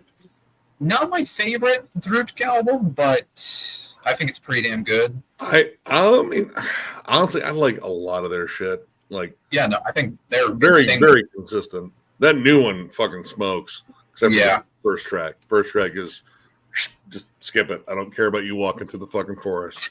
I like the first track. It's too long for what it is. What do we got here? Satanic Warmaster, Corellian Satanist Madness. Sure, why not? Say Fuck it. fantastic. God, y'all need to get into more Finnish black metal. I only know like a little bit. Finnish 1349. Y'all are desperately missing out. Anyways, I only have a lot of 1349. time on my hands, sir. I don't have that 1349, but I do like 1349. Hellfire, I think this may be their best album, honestly. I'd say I'm gonna say fantastic. I've heard that one brought up before. It's a banger. Is this Watain? Watain. Yeah, it's Watain. That I think that's an amazing album. Forgotten Woods. Yeah, Forgotten Woods, Race of Cain. I'd say fantastic. It's Raising Cain? again, it's not on par with the first two, but it's still great, especially for like depressive black metal. Which, yeah. Sorry, guys. No need to discuss this one. I think that's their best album. It easily their best album. In terms of whatever. Their last one was fucking boring as fuck. No, their last album was great. You're just wrong. No, it's just lame, dude. It was just so boring. Like, It was dude, ripping that was out. the sound of a band just putting out an album because he's like, you like these songs? Not really. Well, here we you kind of go. need to give the label something. All right, Who next creates up, the black metal? Trash. Karak Angren. It's everything Karak Angren is garbage. I Everything's think they're a much little too worse. over the top. I do like the fact that their nursery rhyme themes are kind of cool, but yeah, I don't know. Like I don't like symphonic black metal that much. Anyway, All right, next up, Profanatica, Thy Kingdom Profanatica. That one's pretty good. I mean, I don't know. Like often I end up liking some of their shorter offerings a bit more. Yeah. But that one's. I mean, it's nice and blasphemous, of course. and and finally, Magua Exercises in Futility. top. Yeah. That drummer's Oh. a fucking beast. Well, there's black metal third albums ranked. Lots of top tier. Got plenty of great ones. Only a couple lesser. And yeah. Let's see. We got a couple more left to go. I say no. Let's go ahead and go to heavy / power metal sophomore. Yay! Oh, This is fucking in my wheelhouse. boys. dorks. Well, starting off with I think the Maniac froze. Yeah, he looks like he's about to sneeze. top. Yeah, he does. Eh, I mean, eh,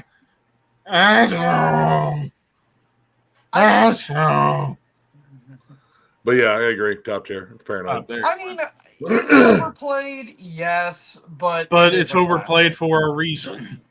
It's Yeah. amazing. It's Even though fucking I classic. can't get into Planet Caravan, I can't get into that song. but- Oh, dude, Shame on you. you just got to son. get like so high I you're don't know, like the paralyzed. weird, like kind of psychedelic, spacey stuff. I'm kind of iffy on it. Anyways, Scorpions. Fly. What the fuck's the name of that one? Fly to the Rainbow. Fly the Rainbow. God, what terrible fucking album cover. That's Um, by think- what 70 standards? I would say amazing though. Like honestly, I dig that album. I love a lot of early Scorpions. I even like fucking Lonesome Crow. Sad Wings of Destiny. fantastic. That's Yeah. top. Classic. Yeah, I'd say top tier. Yeah, certainly Yeah. not my number 12. I don't know how fucking Trey got. I even talked to him about this. I don't know how the fuck you got away with that. Oh, believe me, Nick. I was just talking about this. I said the next time I hang out with you guys and I see Shred, after I give him a hug, I'm going to tell him first things first. Shred, I love you, dude, but Sad Wings number 12? What? He had an under fucking turbo. I don't. Wow. That's unforgivable. That is fucking sad. Anyways, we got another Noted. top tier on our hands with Rainbow Rising. That's where Dio became Dio. Yep. Motorhead Another top Overkill. Another Yeah. top tier. I mean, I still need to get that on CD. I The just birth could never of find speed it. metal right there and Oh, then. there, Oh, there he is. Welcome back. did you blow your nose? You look like we can You barely look hear like you. you're about to blow your nose or you're holding in a fart. Oh, what? You barely hear me? Yeah, your we audio- kind of hear you now. Hang on.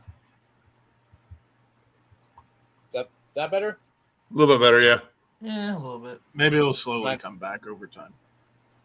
Hopefully. I didn't fiddle with anything. My computer just fucking took a shit for some reason. Anyways. There you go. You sound good now. All right, you sound Right. good now. Oh, thank God. All right, so Riot. Oh. Quiet Riot 2. Or Quiet Riot 2. Oh, yeah, so the other one with Randy Rhoads, that was Yeah. mainly I haven't heard it. So I Japanese can't say on release. that one. I still need to listen to the Randy Rhoads stuff. Yeah. Yeah, they were like releasing like 77 and I think 78 before they Yeah, broke out. before Randy left. Now Riot with Narita. See, I don't know that one. If it was Fire Down Below, I'd say fucking throw it top tier. That album's amazing. This is almost as good as Fire Down Under. Well, that's when I got a snag. Hard to beat an opener like fucking Swords and Tequila, though. That's a fucking party. I don't know. Waiting for the Taking is a fucking jam. Ooh, Wheels of Steel. That's top Saxon tier. Wheels of dude. Steel. That's probably my favorite Saxon album. That might be that might be up there. I don't know. That's up there though. Probably my favorite. Well, I don't know because Denim and Leather's really up there too. Yeah. Yeah, That's good. weird. I even like Strong Arm of the Law, too. I'm a Except rebel. I'm a rebel. It's good. Better, better They, than the they, first one, but not great. I don't know that one. it's good. Like, They wouldn't find their style. They wouldn't find Until their Restless sound and until Wild. I'd say Restless and Wild is Breaker. where I started. I think Breaker. I forgot about Yeah, Breaker. Breaker. Yeah, but Restless and Wild's up there too. What do we got here? What Which is that? fine. Stage frights. That's a good. Never Not as heard good as of the first one, but still decent. Top Go tier. to Goated. Top tier. One of my Yeah. favorite main albums. Mine Best in too. piano era. Yep. Yeah. Tigers of Pantang, Dude, Spellbound. legit, I love that album. I need to listen to It is Tigers of Pantang. infectiously catchy. Like, honestly, they have a lot of power pop hooks, but they got good, solid metal riffs. I dig it. The drummer is literally nicknamed Big Dick. Yep. Girl School. I still have not dived much into Girl School, to be honest. I have not really listened to Girl School, so I can't say. They're more remembered for their front woman dating Lemmy for a while, and then that whole thing went They're kaput. more So famous for being the first like all-female metal band. yeah, Def Leppard, High and Dry. I would I think say, yeah, Amazing's fair. when they were I- good. Yeah, Yeah. yeah, it was the first. I think it was the first one when they had Mud Lang producing, and certainly showed in the songwriting they got. Definitely started to get more hooks in there, but this title track is still fun, and Bringing On the Heartbreak's still a good song, and there's still a little Nawabum still in the mix in their sound too. Oh, Let It Go is such a fun, catchy tune as well. One of my favorite Yeah. choruses of the early Def Leppard era. Ooh, Get Another- it? rest in goated. peace. Yeah, Yeah, it's the best Ozzy solo album. I love that album. it's top 5 for me. It's not. It'd be my number personal 2 favorite. behind Blizzard for me. It's Might- more like a 1A, 1B situation. It might be Yeah. my number 3. Is that Manila Road? That's a Diamond Head. Diamond Head, okay. Borrowed I haven't Time. heard this one. Don't know that one. That's a good. It's a big drop off from Lightning to the Nations though. There's a lot more like blues influence on that album. Weirdly enough, And they Yeah. do re-recordings of songs from Lightning to the Nations, and they're not as good. Anvil, Metal on Metal.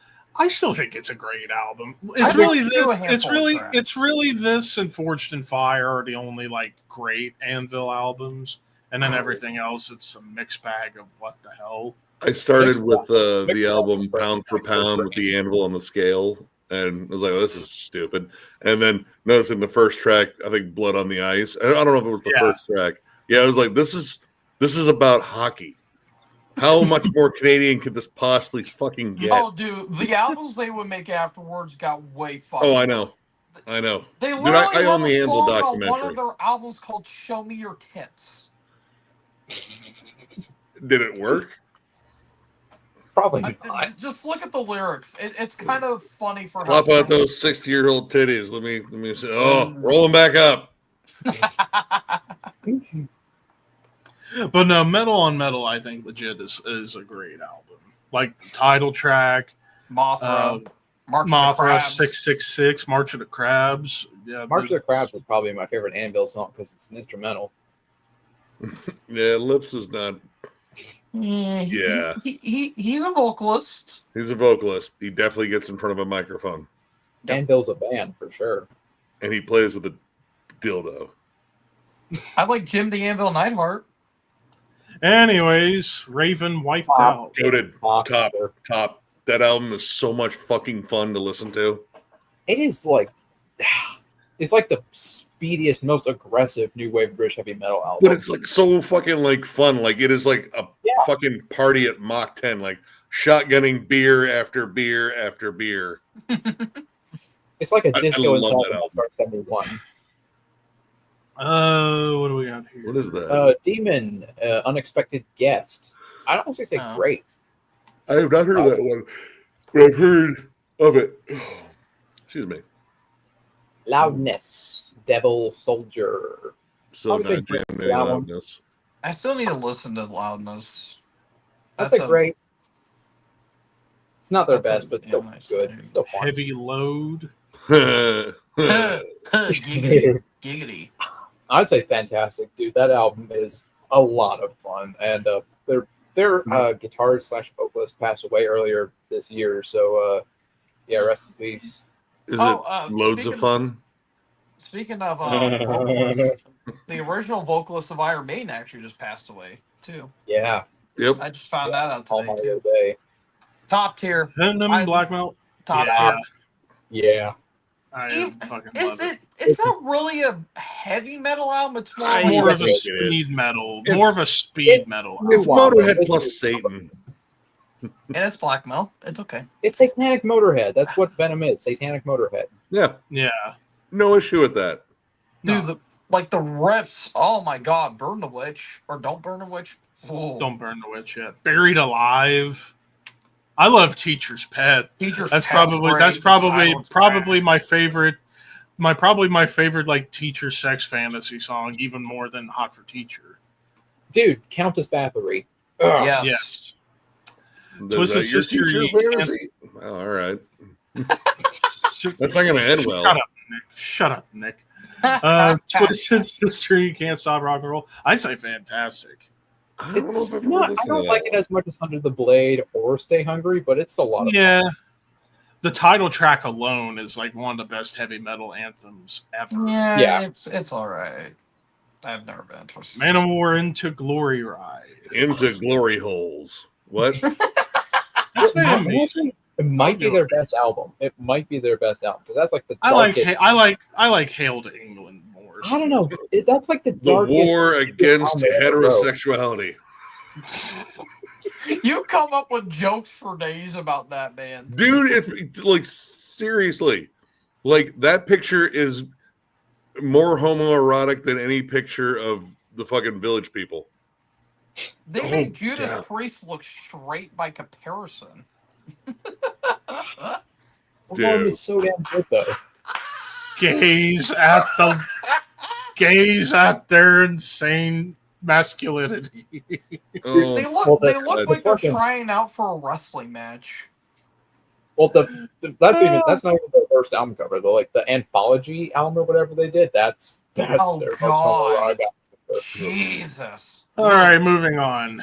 Motley Crue, Shout at the Devil. I'd say amazing. It's about on the like same that album. tier. I Fuck love that that band album. though. It's one of the more tolerable albums. I would put it's it kind of tolerable. like in the same level as High and Dry to a degree.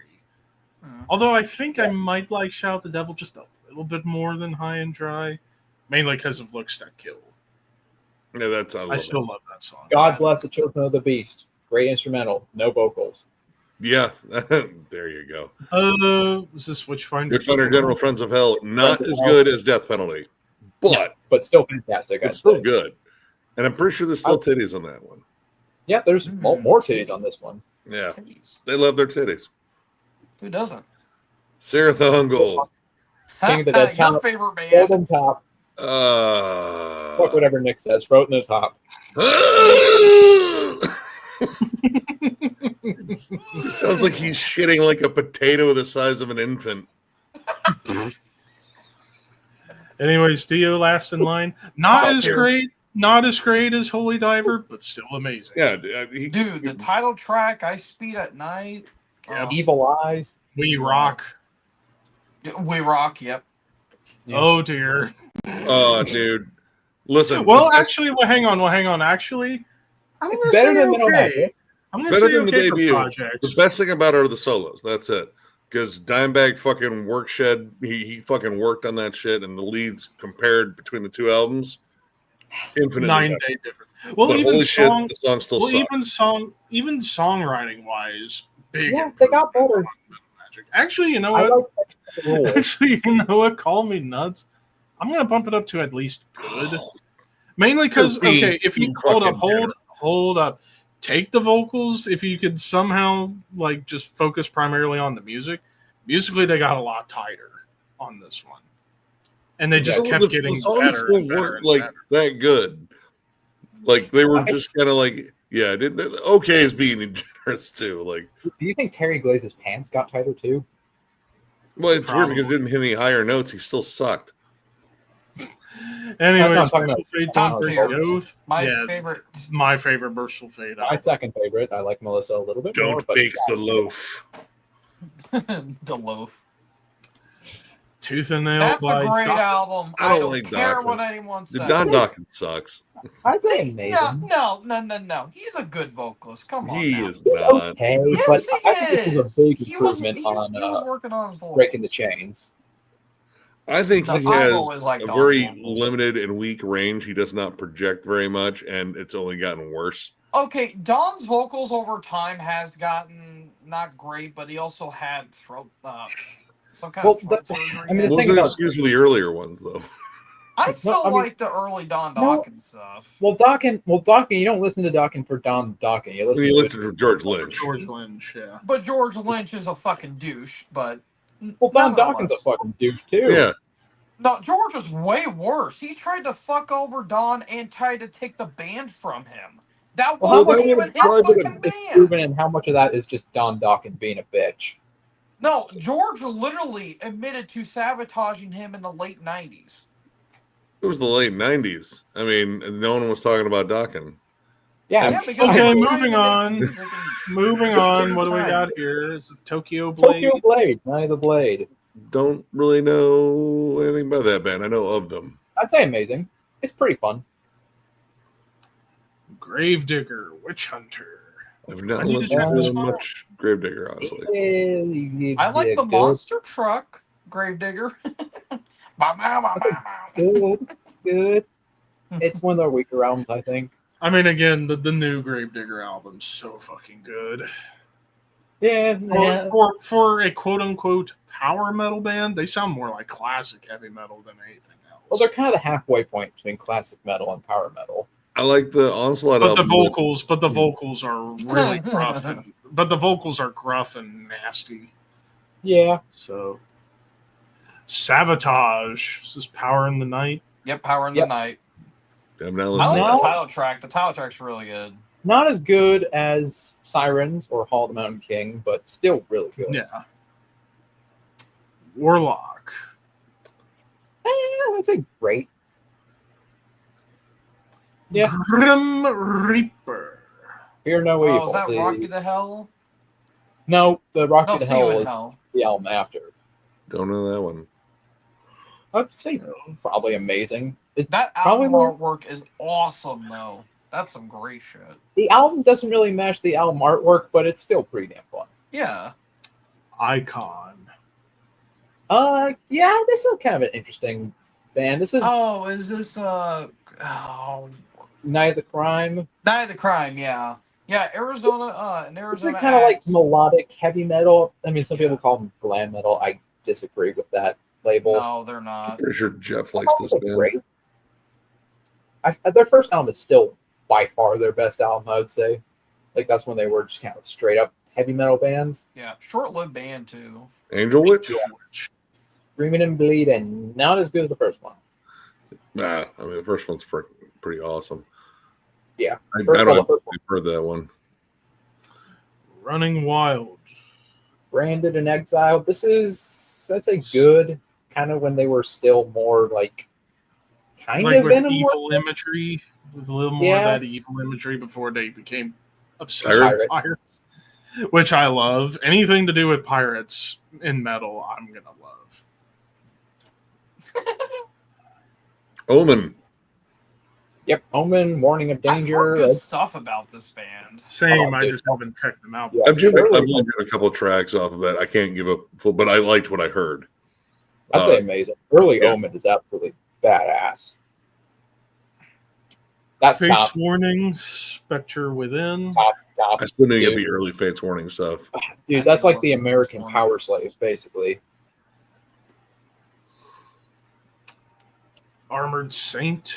Glorious say- Nomad. Fantastic or amazing. I don't I'd think say it's as good as the debut. I think it's actually better than the debut, to be honest, just because I like the production. I like the production more. The production on March of the Saint is pretty thin. Well, yeah, I got a remaster of it. It sounds fucking glorious. But that one, no, I think it's a good album. Honestly, I like all of Armored Saints albums. Wasp, The Last Command. Top tier. Fantastic or top tier. That album is That's badass. top tier. That's my number. Like that and the self-title go back and forth for which is my favorite. I still I mean, only own Headless Children. Headless Children's my Headless favorite. Children's great. That's No, that- I still only have Crimson Idol. I need to I get did Crimson Headless Idol. Children and the first two. Anthem. Tightrope. Tightrope. I'd Yeah, I say was wondering great. what that was. Yeah, that's a good album. It's an improvement over their self-titled album. Queen's Right, Right, right, Rage for Order. I'd say fantastic. I like that album. Yeah. It's like they were slowly getting better and then perfected everything on Operation. I don't know if it's better than The Warning. Yeah. For me, like, it's just different. Like, because The Warning still has a lot of classic heavy metal to it. Like, it's still carryover from that first amazing EP. Yes. But, it's still a damn good album.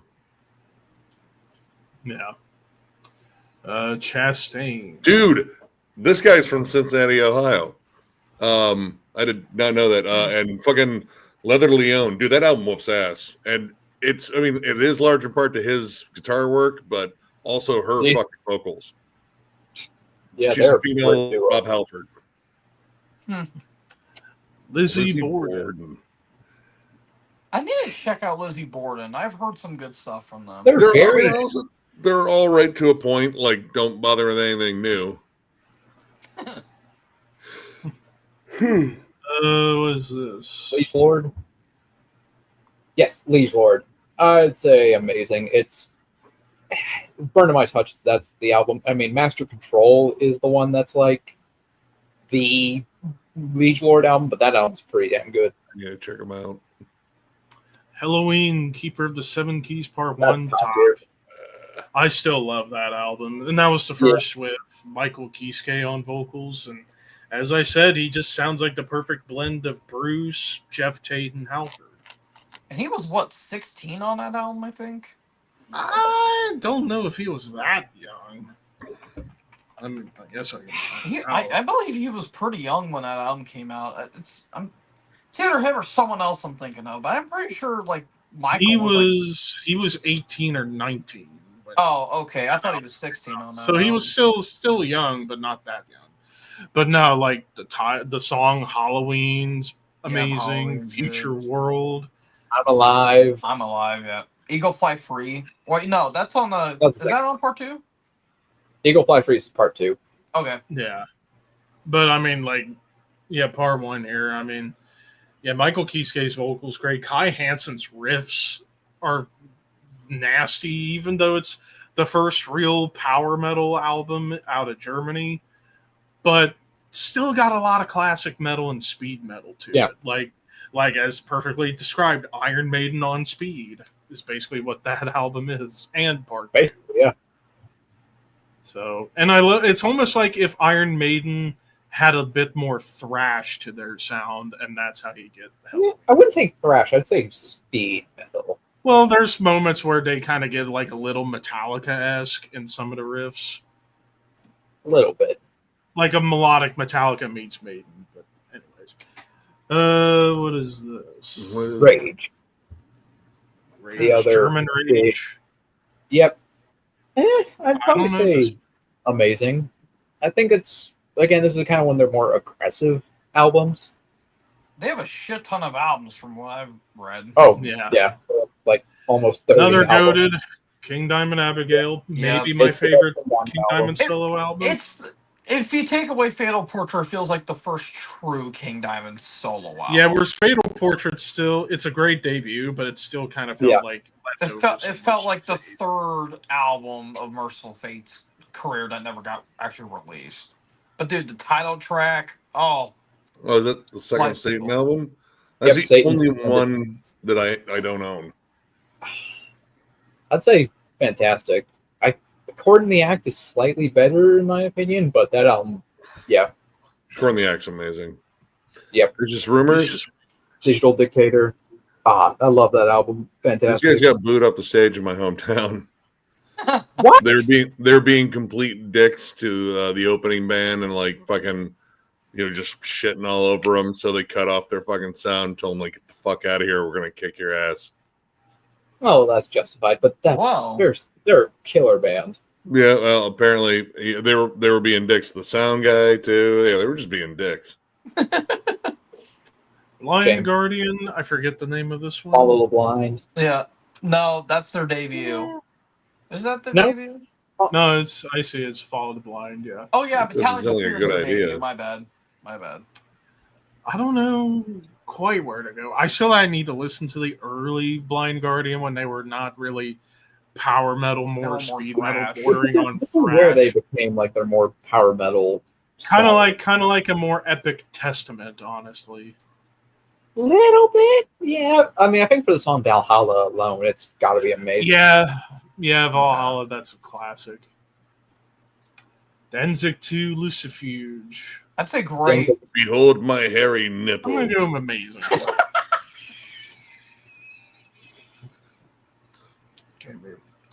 Ooh, Skid Row, Slave to the Grind. I say at least fantastic. I dig that album. That one's awesome. Yeah. That's such a great album. You know, Or do- Danzig like is so I- short. I kind of wonder if the photographer had to lay down to get that shot. Anyways, Wait, but what no- album but really no- quick? Slave to the album? Grind, Skid Row. Oh yeah, that's a great album, dude. The title It's a fun track album. alone. Yeah, like I keep saying, that was the album where they decided, you know what, fuck the whole glam metal thing. We're done with that shit. Let's just be a metal band. Almost Yeah. speed metal too. There's like Even like the more thrashy riffs on that album. ballady Even tracks the on that album ballads were were really good. incredible, like Quicksand Jesus. That might be their best one they ever wrote. Like, my I don't know, God, Sebastian's vocals soared on that one. I mean, yeah, Yeah. Sebastian was an asshole, but dude was a hell of a vocalist. Yeah. Mhm. He was a hell of an asshole too. What do we have here? Gamma Ray, Sigh No More. I've not heard this album, but Not I've heard, familiar with this one. it's Yeah. one of their weaker ones. Ooh, I serve Night at the Storm Rider. I say That's a good one. fantastic. That's a good one. Yeah. One of their best. Not I as mean, good as Burn Offerings. no, Yeah, Burn Offerings is That's the top for album. me. Yeah, and it's their first concept album too. It's actually And I a really forget- good concept. and I forget who they had on vocals on this album, but G, did a much Gene better Adams. job. It was Gene Gene Adams. Adams did a I thought much you better wanted job. on the first one. No, it's John Greenlee. John Greenlee. That's who it is. Yeah, John Greeley. Or Yeah, whatever. I forgot he had I was DW gonna say he did a much better job than Yeah. whoever they had on I mean, self-titled. he's not great, but he's a big improvement. Yeah, because He's no Matt Barlow. Yeah, Well, he's Barlow- no Matt Barlow. Yeah, Barlow had the baritone heft, and he would also growl every now and then. Oh yeah. Well, hell, John's vocals on this album, Schaefer's vocals are actually pretty good on this album too. To match up with the background too. Yeah. What do we got here? I have no idea. Stradivarius, Twilight Time. Oh. I haven't heard That's this a great. It's an improvement over the first one, but still not their best. They would get a lot better. Jag Panzer. Oh, that album's It's an trash. alliance. That album is fucking garbage. I've Oh my heard god, snippets it's so of it. bad. It's not good. Like the vocals are off. The production sounds bad. It's a rough Dude, it's album. like if, dude, the vocalist, he sounds like fucking Phil Anselmo if he had constipation. He's fucking terrible. So Phil Anselmo. Shut up, boss. Shut up. Anyways, Oh, Symphony pooping. X. Oh, that's one of their best ones, I think. I love that album. Don't know that one. Actually, I I have need to to do. check out more Symphony X. Oh. I know It's like Symphony X. they're just like they're like a slightly power metal-y Dream Theater, basically. Yeah, they've And I'd got some argue they prog blow, elements. and they blow Dream Theater out of the water. So Well, is that because James LeBrie? oh yeah, well Russell Allen. Well, Russell absolutely Allen's destroyed. such a great singer. He is a Okay. great singer. Yeah, Angra Holy Land, I Angra. hear this is one of their best. I'd say fantastic. It's a damn good album. And then finally, Ed Guy with Kingdom of Darkness. I'd say Why is it- great. Wait a minute. Hang on a second. What? Kingdom of Madness. Okay. So Yeah. great. Again, is. it's an improvement, but they would get better. I think Tears of a Mandrake might be one of their best. I think that's my favorite. Or, I love that album. just Mandrake, not Tears of a Mandrake. Well, yeah.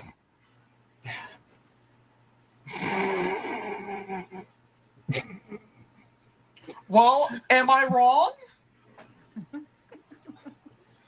According to Aaron, you are. All right, anyway, so yeah, there's classic metal, power metal, sophomore albums. So a lot of top tier ones, some obviously expected. But yeah, just some really good stuff overall. Real quick, I need to take another quick leak and then we'll do the final list. So All right, I'm gonna go grab a smoke then. What the?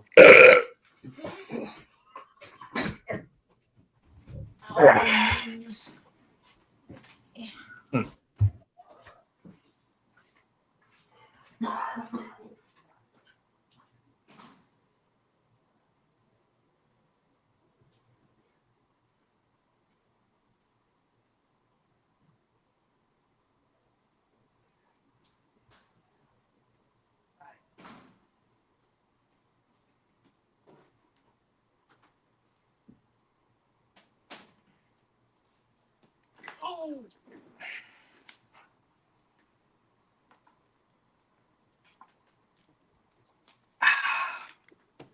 Well, whoa. Oh, God. It's going to be a long fucking school year, man. So how's everyone doing? It's just me and my lonesome crow.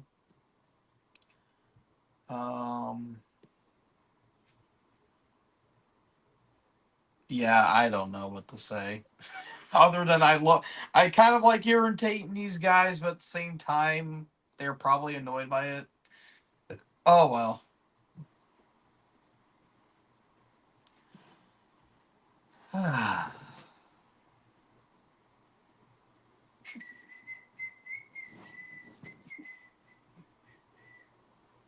What are the last couple of albums I need to listen to? So I can get this damn collection update done. Oh yeah, that was the other one I needed to listen to.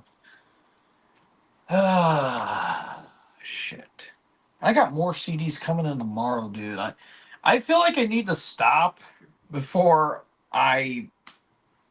Yeah. it's a little wacky where I'm at, so because the more I buy, the more my dog's gonna try and get into them. So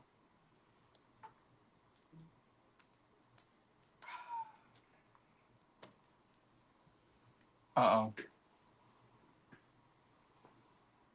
there is indeed a maniac right there and then. Hello, hello. What you got there? Hmm. Ramen? Say shepherd's pie. Ooh. I haven't had that in a long time, dude. I was addicted to that shit. I love good shepherd's pie. Shepherd's pie. So look at this weird contraption I got today from my mom that she didn't like and gave to me. What the hell is that? It's Oh, called a neck here. fan. Oh, yeah, okay. I thought those were like weird headphones. I thought that's what they were too, but I saw no pads. I'm like, what the hell is this? But no, it's a neck fan. Actually, it feels pretty nice. Hi. Say hi to the people, Kelly. So, yeah.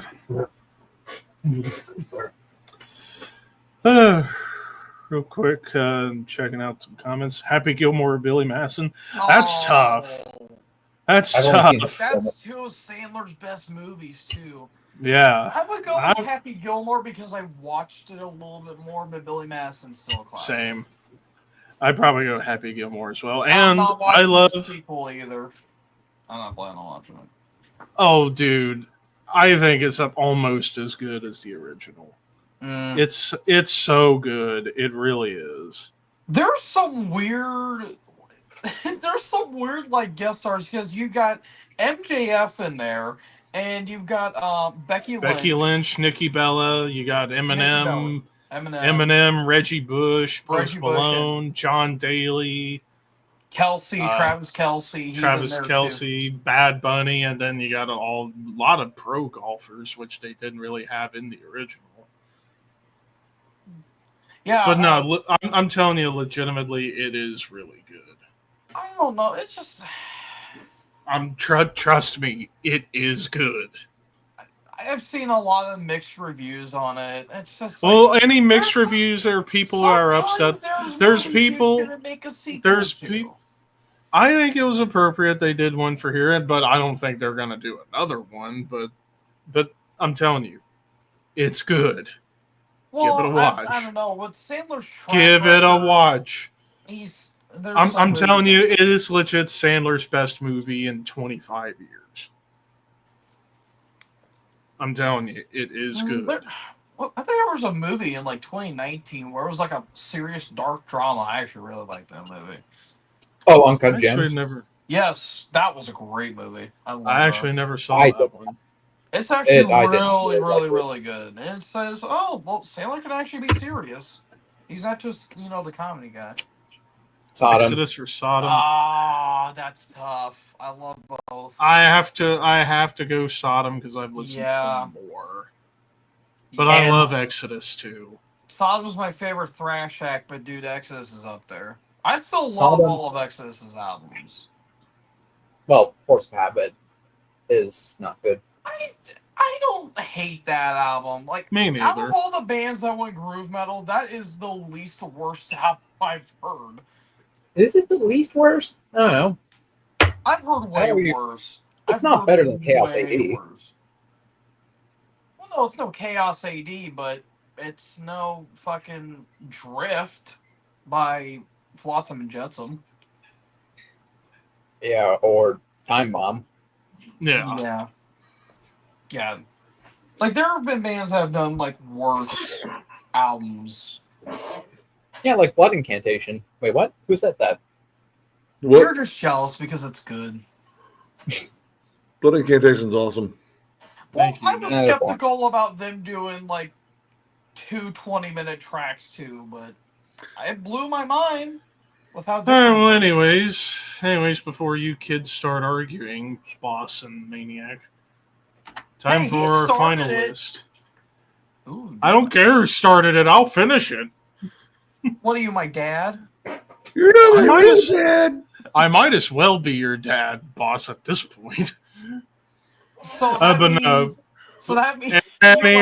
Anyways, So that moving means on. I was So- your shut up. son at 9 years old. shut up. Anyways, moving on. Moving on. So we got doom metal sophomore albums. All right. We love. Well, back to Paranoid we go. I feel like we've seen this one before. I don't know. All right. Anyways, so Yeah, that one looks familiar too. Finder General. Fantastic. Same Where did we? Where did we? I had it amazing. Fantastic. I don't think it's as good as Death Penalty, but But it's Yeah. still really damn good. Like, dude, the song music is insanely catchy. Where have we seen that one before? Top. Where have we seen Top. that one? I don't care what this dickhead above me says. That album's a masterpiece. terrible fucking vocals, man. He's fucking bearing down on that fucking turd. Dude ate an couldn't- entire wheel of cheese before doing his vocal takes. I couldn't tell which impersonation was better, that or Lee Dorian. Oh no! Don't tempt him. Don't tempt him. Dude, Save I it. swear We're you probably went full gonna on get to that. I'm pretty sure of it. You The sounded Skull like- top tier. you Skull, legit sound- yeah. Fucking love that album. Almost as good as Psalm 9. They're damn Yes. near I equal. They are kind of pretty- like that one a little bit more. I don't know. Saint Vitus. I forget the name. of Hallows this. Victim. I don't know if I have that one. I'd say probably amazing or fantastic. It's sandwiched in between my two favorite Sing by albums. Yeah, so it kind of self-titled suffers from and Born Too Born Late. Too Late. Dude, I don't know. My favorite might be Die Healing. Die Healing is a banger. Pentagram Day of Reckoning. Top. Yeah. It's Rift City. Oh, Another top. Top My two favorite are amazing Candlemass for me. album. My number 2. I don't even know what my favorite Probably my Candlemass album Probably my is. number 3. Oh, Melvin's Ozma. Throw it up there. I love that album. I don't know I if need it's to up get there. more to Melvin's. Dude, early Melvin's is my shit. Like, I mean, all right. Maybe, all right. I'll settle for Fantastic because, I mean, does it beat out Stoner Witch or Houdini? No. But Ozma and Gluey Porch Treatments are fucking awesome albums. I mean, They're I pretty saw them nasty. live and they were entertaining, so I'll give them that. Paradise Lost Gothic. I'll put top. Say fantastic. It's a fantastic. I don't know. I still like that first album maybe a little bit more. I don't know. I think Gothic was a bit way better than Lost Paradise. Well, two different animals there. I like that old school death metal sound on that first album. It's just That's my number 2 Paradise Lost album. I love that album. The Obsessed Lunar Womb. Top. That's my favorite. actually, album. yeah, that might be my favorite. I don't know. Their later stuff has been pretty fucking good too. I like them. Yeah, that good. last album was pretty good. Yeah. Bombed Back to the Stone Age. I fucking love that sleazy riff. And it's God Stone Urban back to Echo was so the catchy. Yeah. Typo Negative Origin of the Feces. I mean, granted, it's a trolling live album, but I still Yeah, love it. it's Fun. also You do get really some an slight album. variation.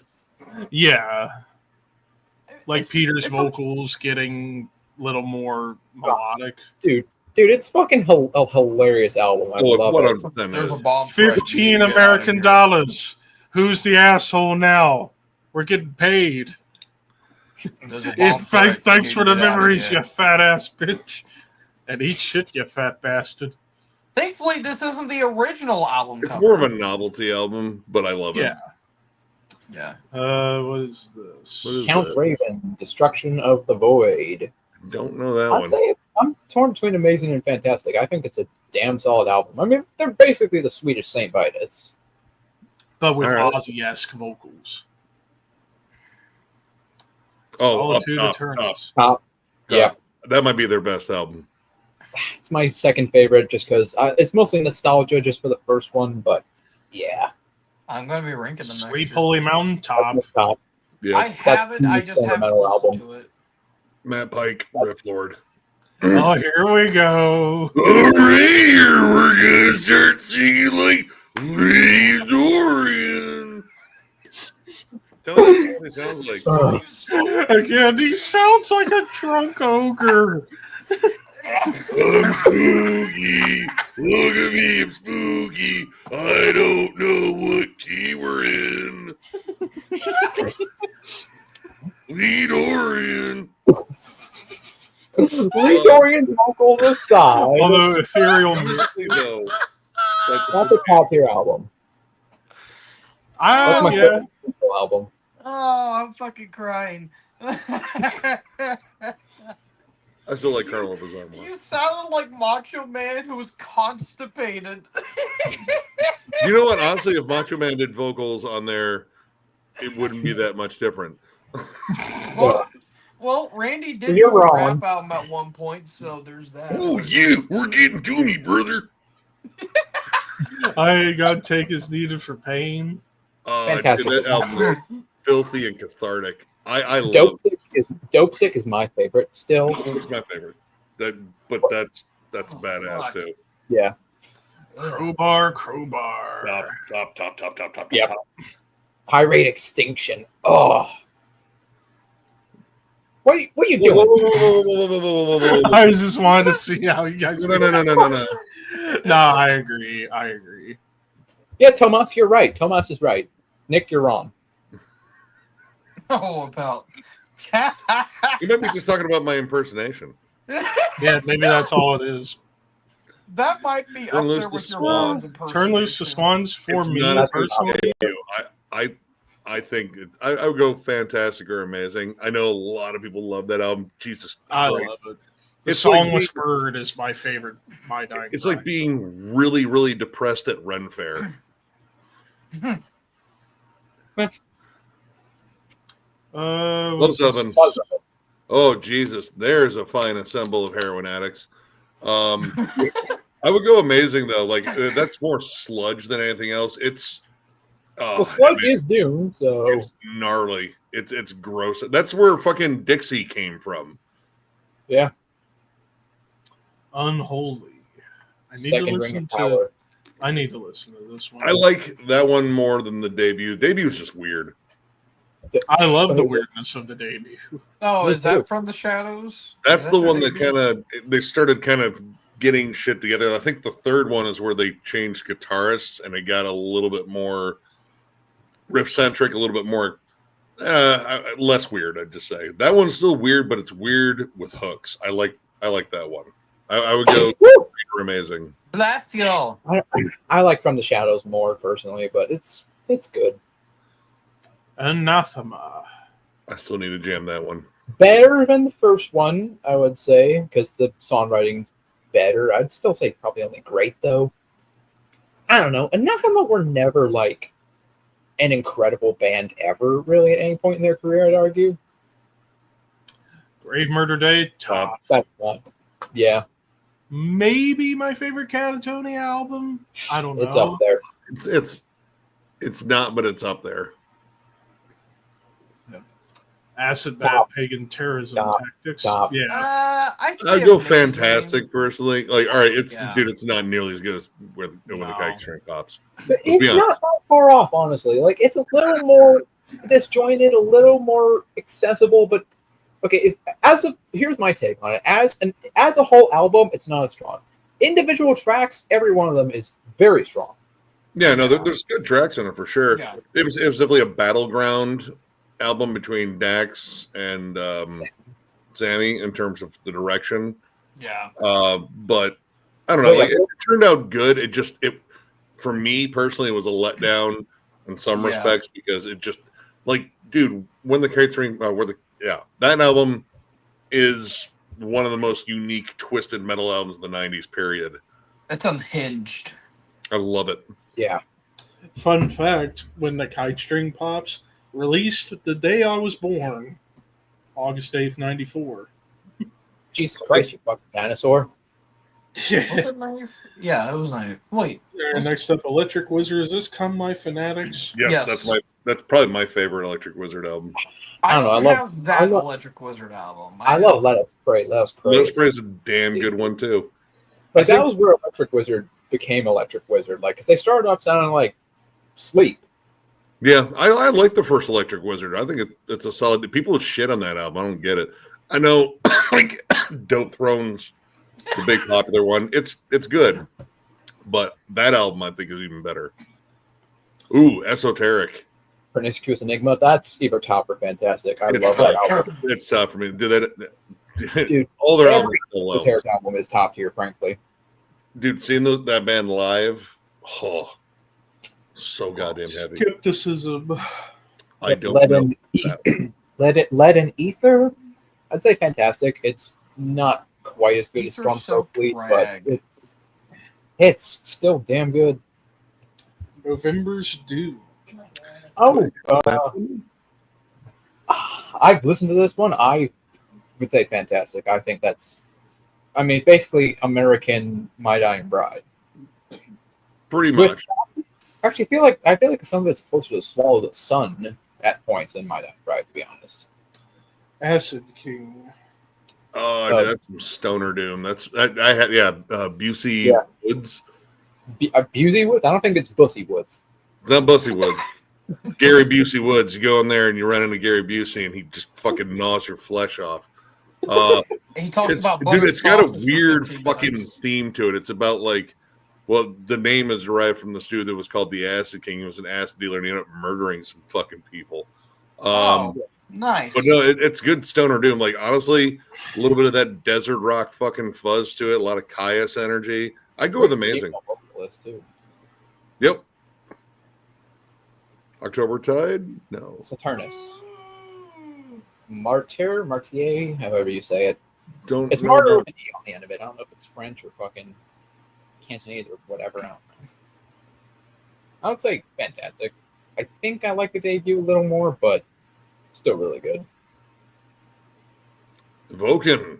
That's another top tier. Yeah, dude. There really isn't a bad Evoken album, honestly. They Yeah, crushed there's- live, by the way, at MDF. I'm so jealous that you got to see Evoken live. Funeral in Field of Pestilent Grief. I'm torn between fantastic and top tier for this one too. It's definitely a big shift from the first one. Like this is more gothic doom rather than like funeral doom, but it's riffy as hell. Bombzilla. Yeah. I don't have that one, but I'm familiar with that band. Well, it's like it's like I'd say great because like half of it is studio, half of it is live recordings. So yeah, big droning riffs. Oh, dude, that's post metal, but Oceanic. whatever, dude. Yeah, top tier. Post metal is derived from sludge metal, which is derived from doom metal. So I feel like it counts. Weed Eater. All right, there's Dixie. I don't have that Weed Eater, but if it sounds like any other Weed Eater album, I go with Good to Great. Like they do one thing really well, and Dixie, I don't know how that man's alive. I watched him down like most of a bottle of fucking Evan Williams when the last time they played. Yob. Just throw it to the top. I still need to listen to more Yob. Like, that's a band I should know, but really don't. Oh, dude, Clearing the Pathway to Ascend. That's the one. This Draconian? Yes, it's Draconian, Arcane, Rainspell. I still need to get into Draconian. I think from everything I heard, I would love them, but I just haven't heard much from them. Yeah, same. Mournful Congregation. I don't have that one, but Yeah, I haven't. Marvel. Yeah, I haven't heard this one either, but I don't know. Apparently, according to some people, it's their best album. So, that last pair of EPs they fucking dropped so goddamn good. We saw them at MDF as well too. We almost fell asleep though because we were exhausted. Dude, Reverend Bazaar, top. Yeah, Fucking love that That's band. album. Swallow the Sun? I don't know that The one. name, I forget the name of it. Ghosts of Is this Loss? one? Ghosts of Loss, yeah. I would go amazing. I don't think I like it as much as If Ricky Amazing. were here, then he'd know where to put it. I think Yeah. the earliest one I have is maybe New Moon, so I don't have a lot of the early stuff. Warning. That's top. Yeah, The apparently they just trying to relapse. Oh yeah, watch it from a distance. That's what it is. The most depressing metal album ever written is soul crushing. We're coming down. Bong Ripper? Yeah, Bond Ripper, Hippie Killer. Yep. Great I title. have that one.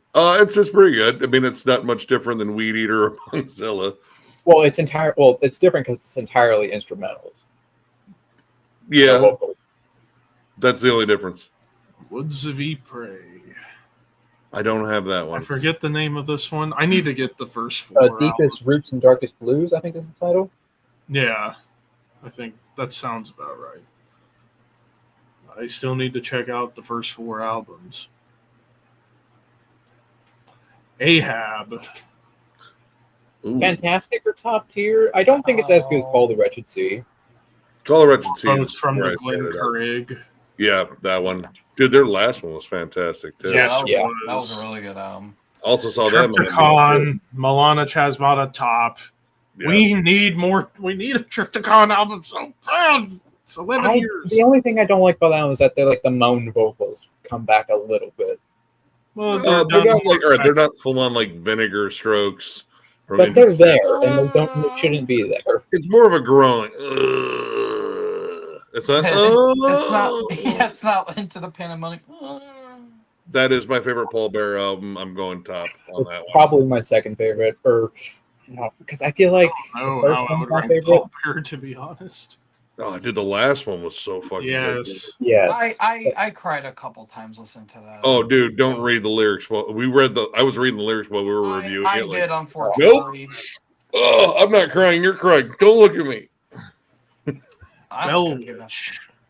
Four I- Phantoms. That's like greater good. I don't know. Bell Witch to me are the most overrated funeral doom bands. I still love Mirror Reaper, though. Yeah, The Mirror album cover Reapers. looks cool. Oh, Chemist. Chemist. That album whoops ass. Yeah. I need to dive into Chemist, dude. I feel Oh, like I'm Chemist missing is out. bad. Chemist is awesome. I can't Yep. wait for a new album. Dude, that last one might have been their best.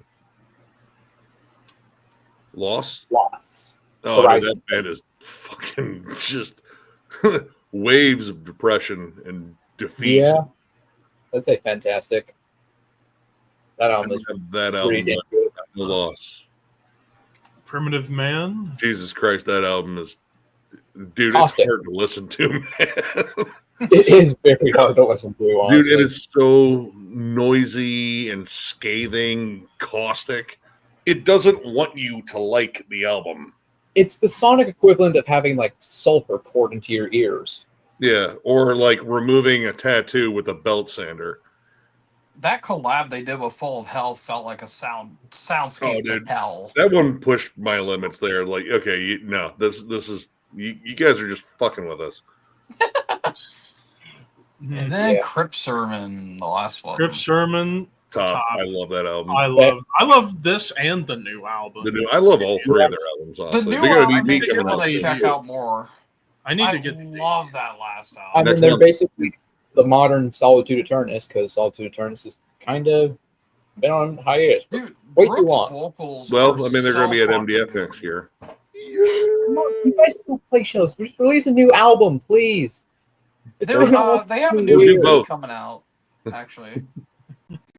And what I swear, one of the tracks is called "Day Mysterious Doom Satanas."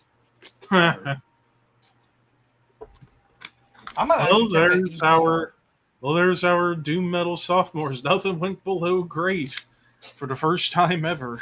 No, Well, I can't think of any like other than like Sun. I can't think of any doom metal bands that I would say are bad. Well, okay, it's kind of, but not really. Dirt by Alice in Chains. Yes, I don't yes. think it counts. I don't. It's, I think it counts. it's kind. It's. They've got some doomy elements. in Doomy them. and sludgy. It's kind of like a hybrid. I would say it's more alternative metal than anything. Well, it just has an alternative vibe, but musically, it's still doomy and sludgy. I would say all vocally yes, but musically no. Like if they were fronted like someone not Lane Staley, which I think is different. vocal Or even fit, Jerry Cantrell. yeah. If they were fronted by Lee Dorian, they'd be doom metal. no, they would no. also suck then, or it would be difficult to get into. Well, you don't want to hear. You. Well, you don't want to hear Lee Dorian sing "Rooster." Are you Oh, pooping down that hole? here goes the rooster. Oh my god, dude. We need an entire covers album. That's just Oh, dude. you singing Like fucking Lee Dorian. Lee Impression. Dorian, and he doing a We tribute to like broke Whitney Houston. Levi.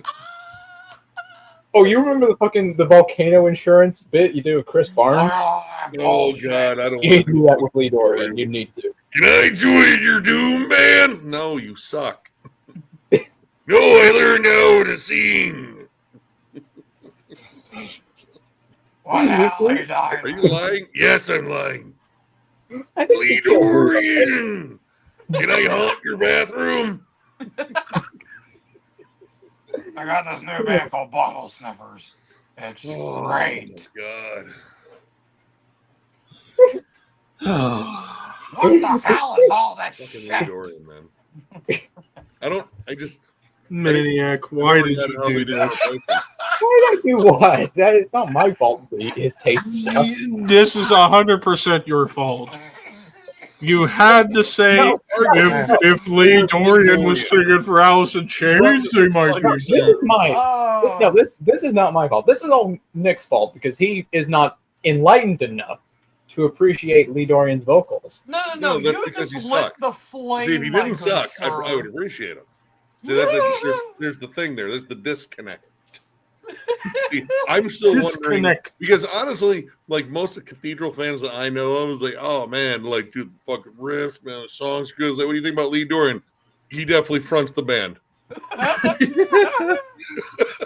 You see, I don't want a cathedral without Lee Dorian. His vocals fit so perfectly.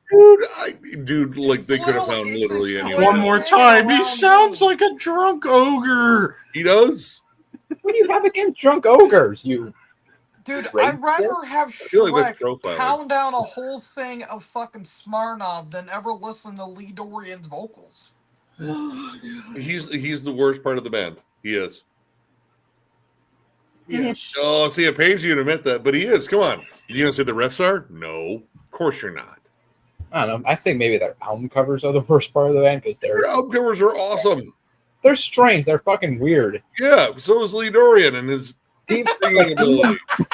like demon babies and like dragons with rockets for erections. Their album covers are fucking strange. Yeah, that's probably like, interpretations of like Lee Dorian's dreams. Like, I had a dream the other night.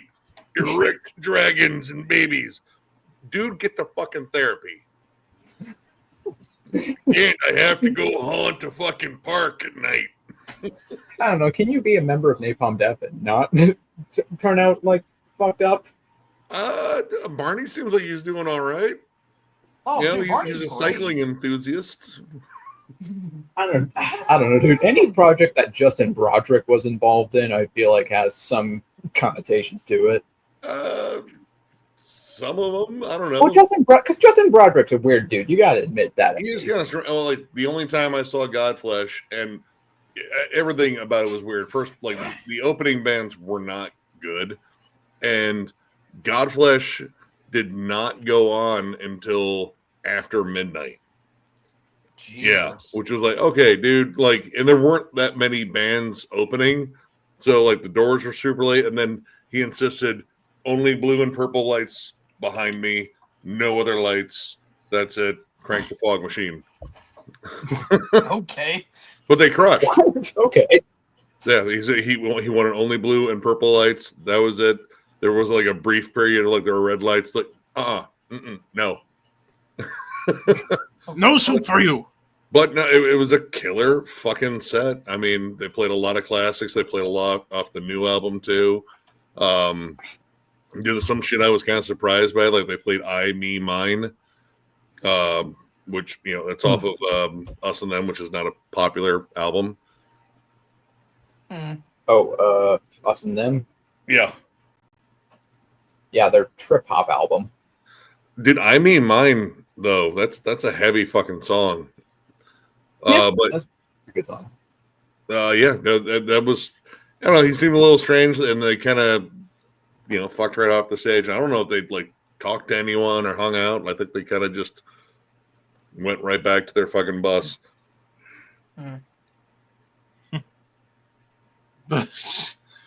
Oh God! Now, Maniac. Now you've given me the most diabolical idea ever. Oh no! So you had to bring up when Nick did the Barnes volcano insurance thing.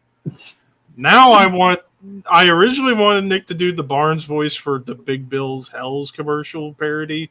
Now I want him to do the Lee Dorian voiceover. Dude, those voices take a lot. I can't do like multiple takes of that, dude. Rust my voice up. Because now I can just picture that. Fuck you, Baltimore. If you're looking for a new deal at Big Bill's Hells, you can shove it up your ugly ass. Big Bill's Hells Cars, the home of challenge pissing.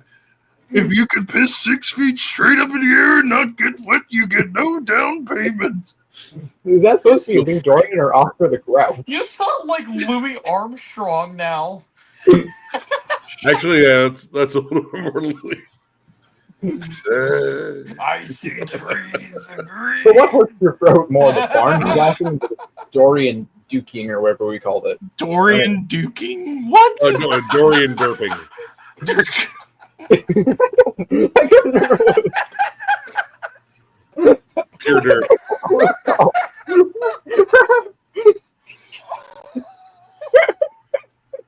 I don't want to see Lee Dorian take a dookie. I'm good, thank you. Bearing down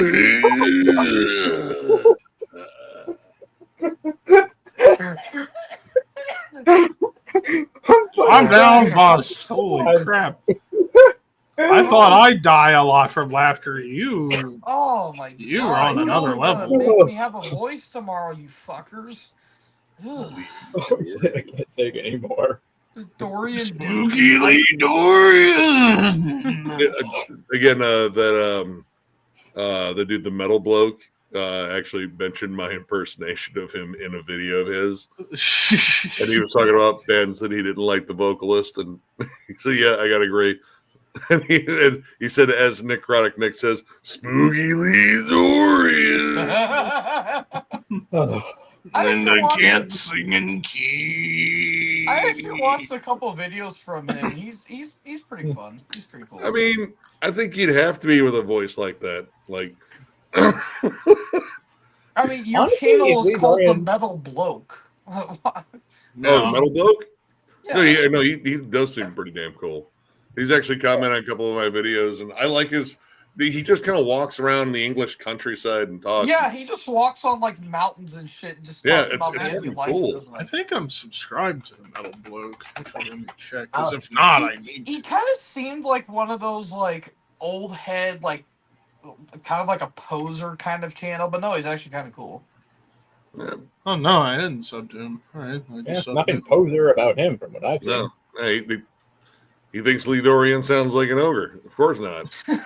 Only a poser would defend Lee Dorian as a, caliber fucking vocalist. Like, no, Cathedral needs Lee Dorian, right? Can you imagine Cathedral without Lee Dorian? Without Yes. those vocals? I can imagine a lot of things without Lee. Well, who would you want to replace him? Someone good? Like who? That's a Messiah start. McCullen? No, dude, his vocals that does not work at all. Like Dude, you I would can't take have like Matt Pike. you can't have this weird trippy like psychedelic stoner metal and then have this operatic singer. That doesn't work. John Garcia from Caius. Yes. Yes. Yep. Yes. Yeah. I don't know. No, you well, all right. That would sound. No. Yeah. Garcia's he's not trippy enough. I need he's not trippy sequel enough. pants to fucking be in there. Ooh, look at me. Oh, whatever. I'll sit here on He this sounds island by like that uncle myself. that's trying to impress all his nieces and nephews, and they want none of it. Oh. I'll sit here on this island by myself, proudly. I don't know maybe what's maybe with during you like and Halloween, shitty Lee vocal Dorian takes. hands I out just don't candy get and it, just man. like, oh, I got you. Like, all right, cool. You You all get- three can well, go on like look at- little fucking. Cathedral album got in your bag somehow. Like that's cool. Leave me on the island, and then I'll just find a way to survive, and you three will all be back on the mainland listening to fucking. I don't know. Yeah, I mean, a lot of other new metal bands, obviously, but yeah. Anyways, I feel like I need to become an alcoholic now after this day. You don't even too late drink. to Shut start. up. I feel like I'm losing brain cells by the minute. Dude, you deal with my bullshit on a daily basis. I don't want to hear it. Yeah, too much of it, if I'm gonna be honest. But whatever. Well, you've tolerated it for what, 3-4 years? That's too long. But anyways, so I'm gonna call it there because also I gotta try and open work in the morning. But anyways, thank you all who tuned into this stream because I was just bored and I just want something to do. And yeah, lights on because it's not roasting hot in here anymore. Yeah. Still a little warm, but it's not intolerable. So yeah, anyways, thank you guys for tuning in here. Bye. Bye. Later, I'm man. done. Peace.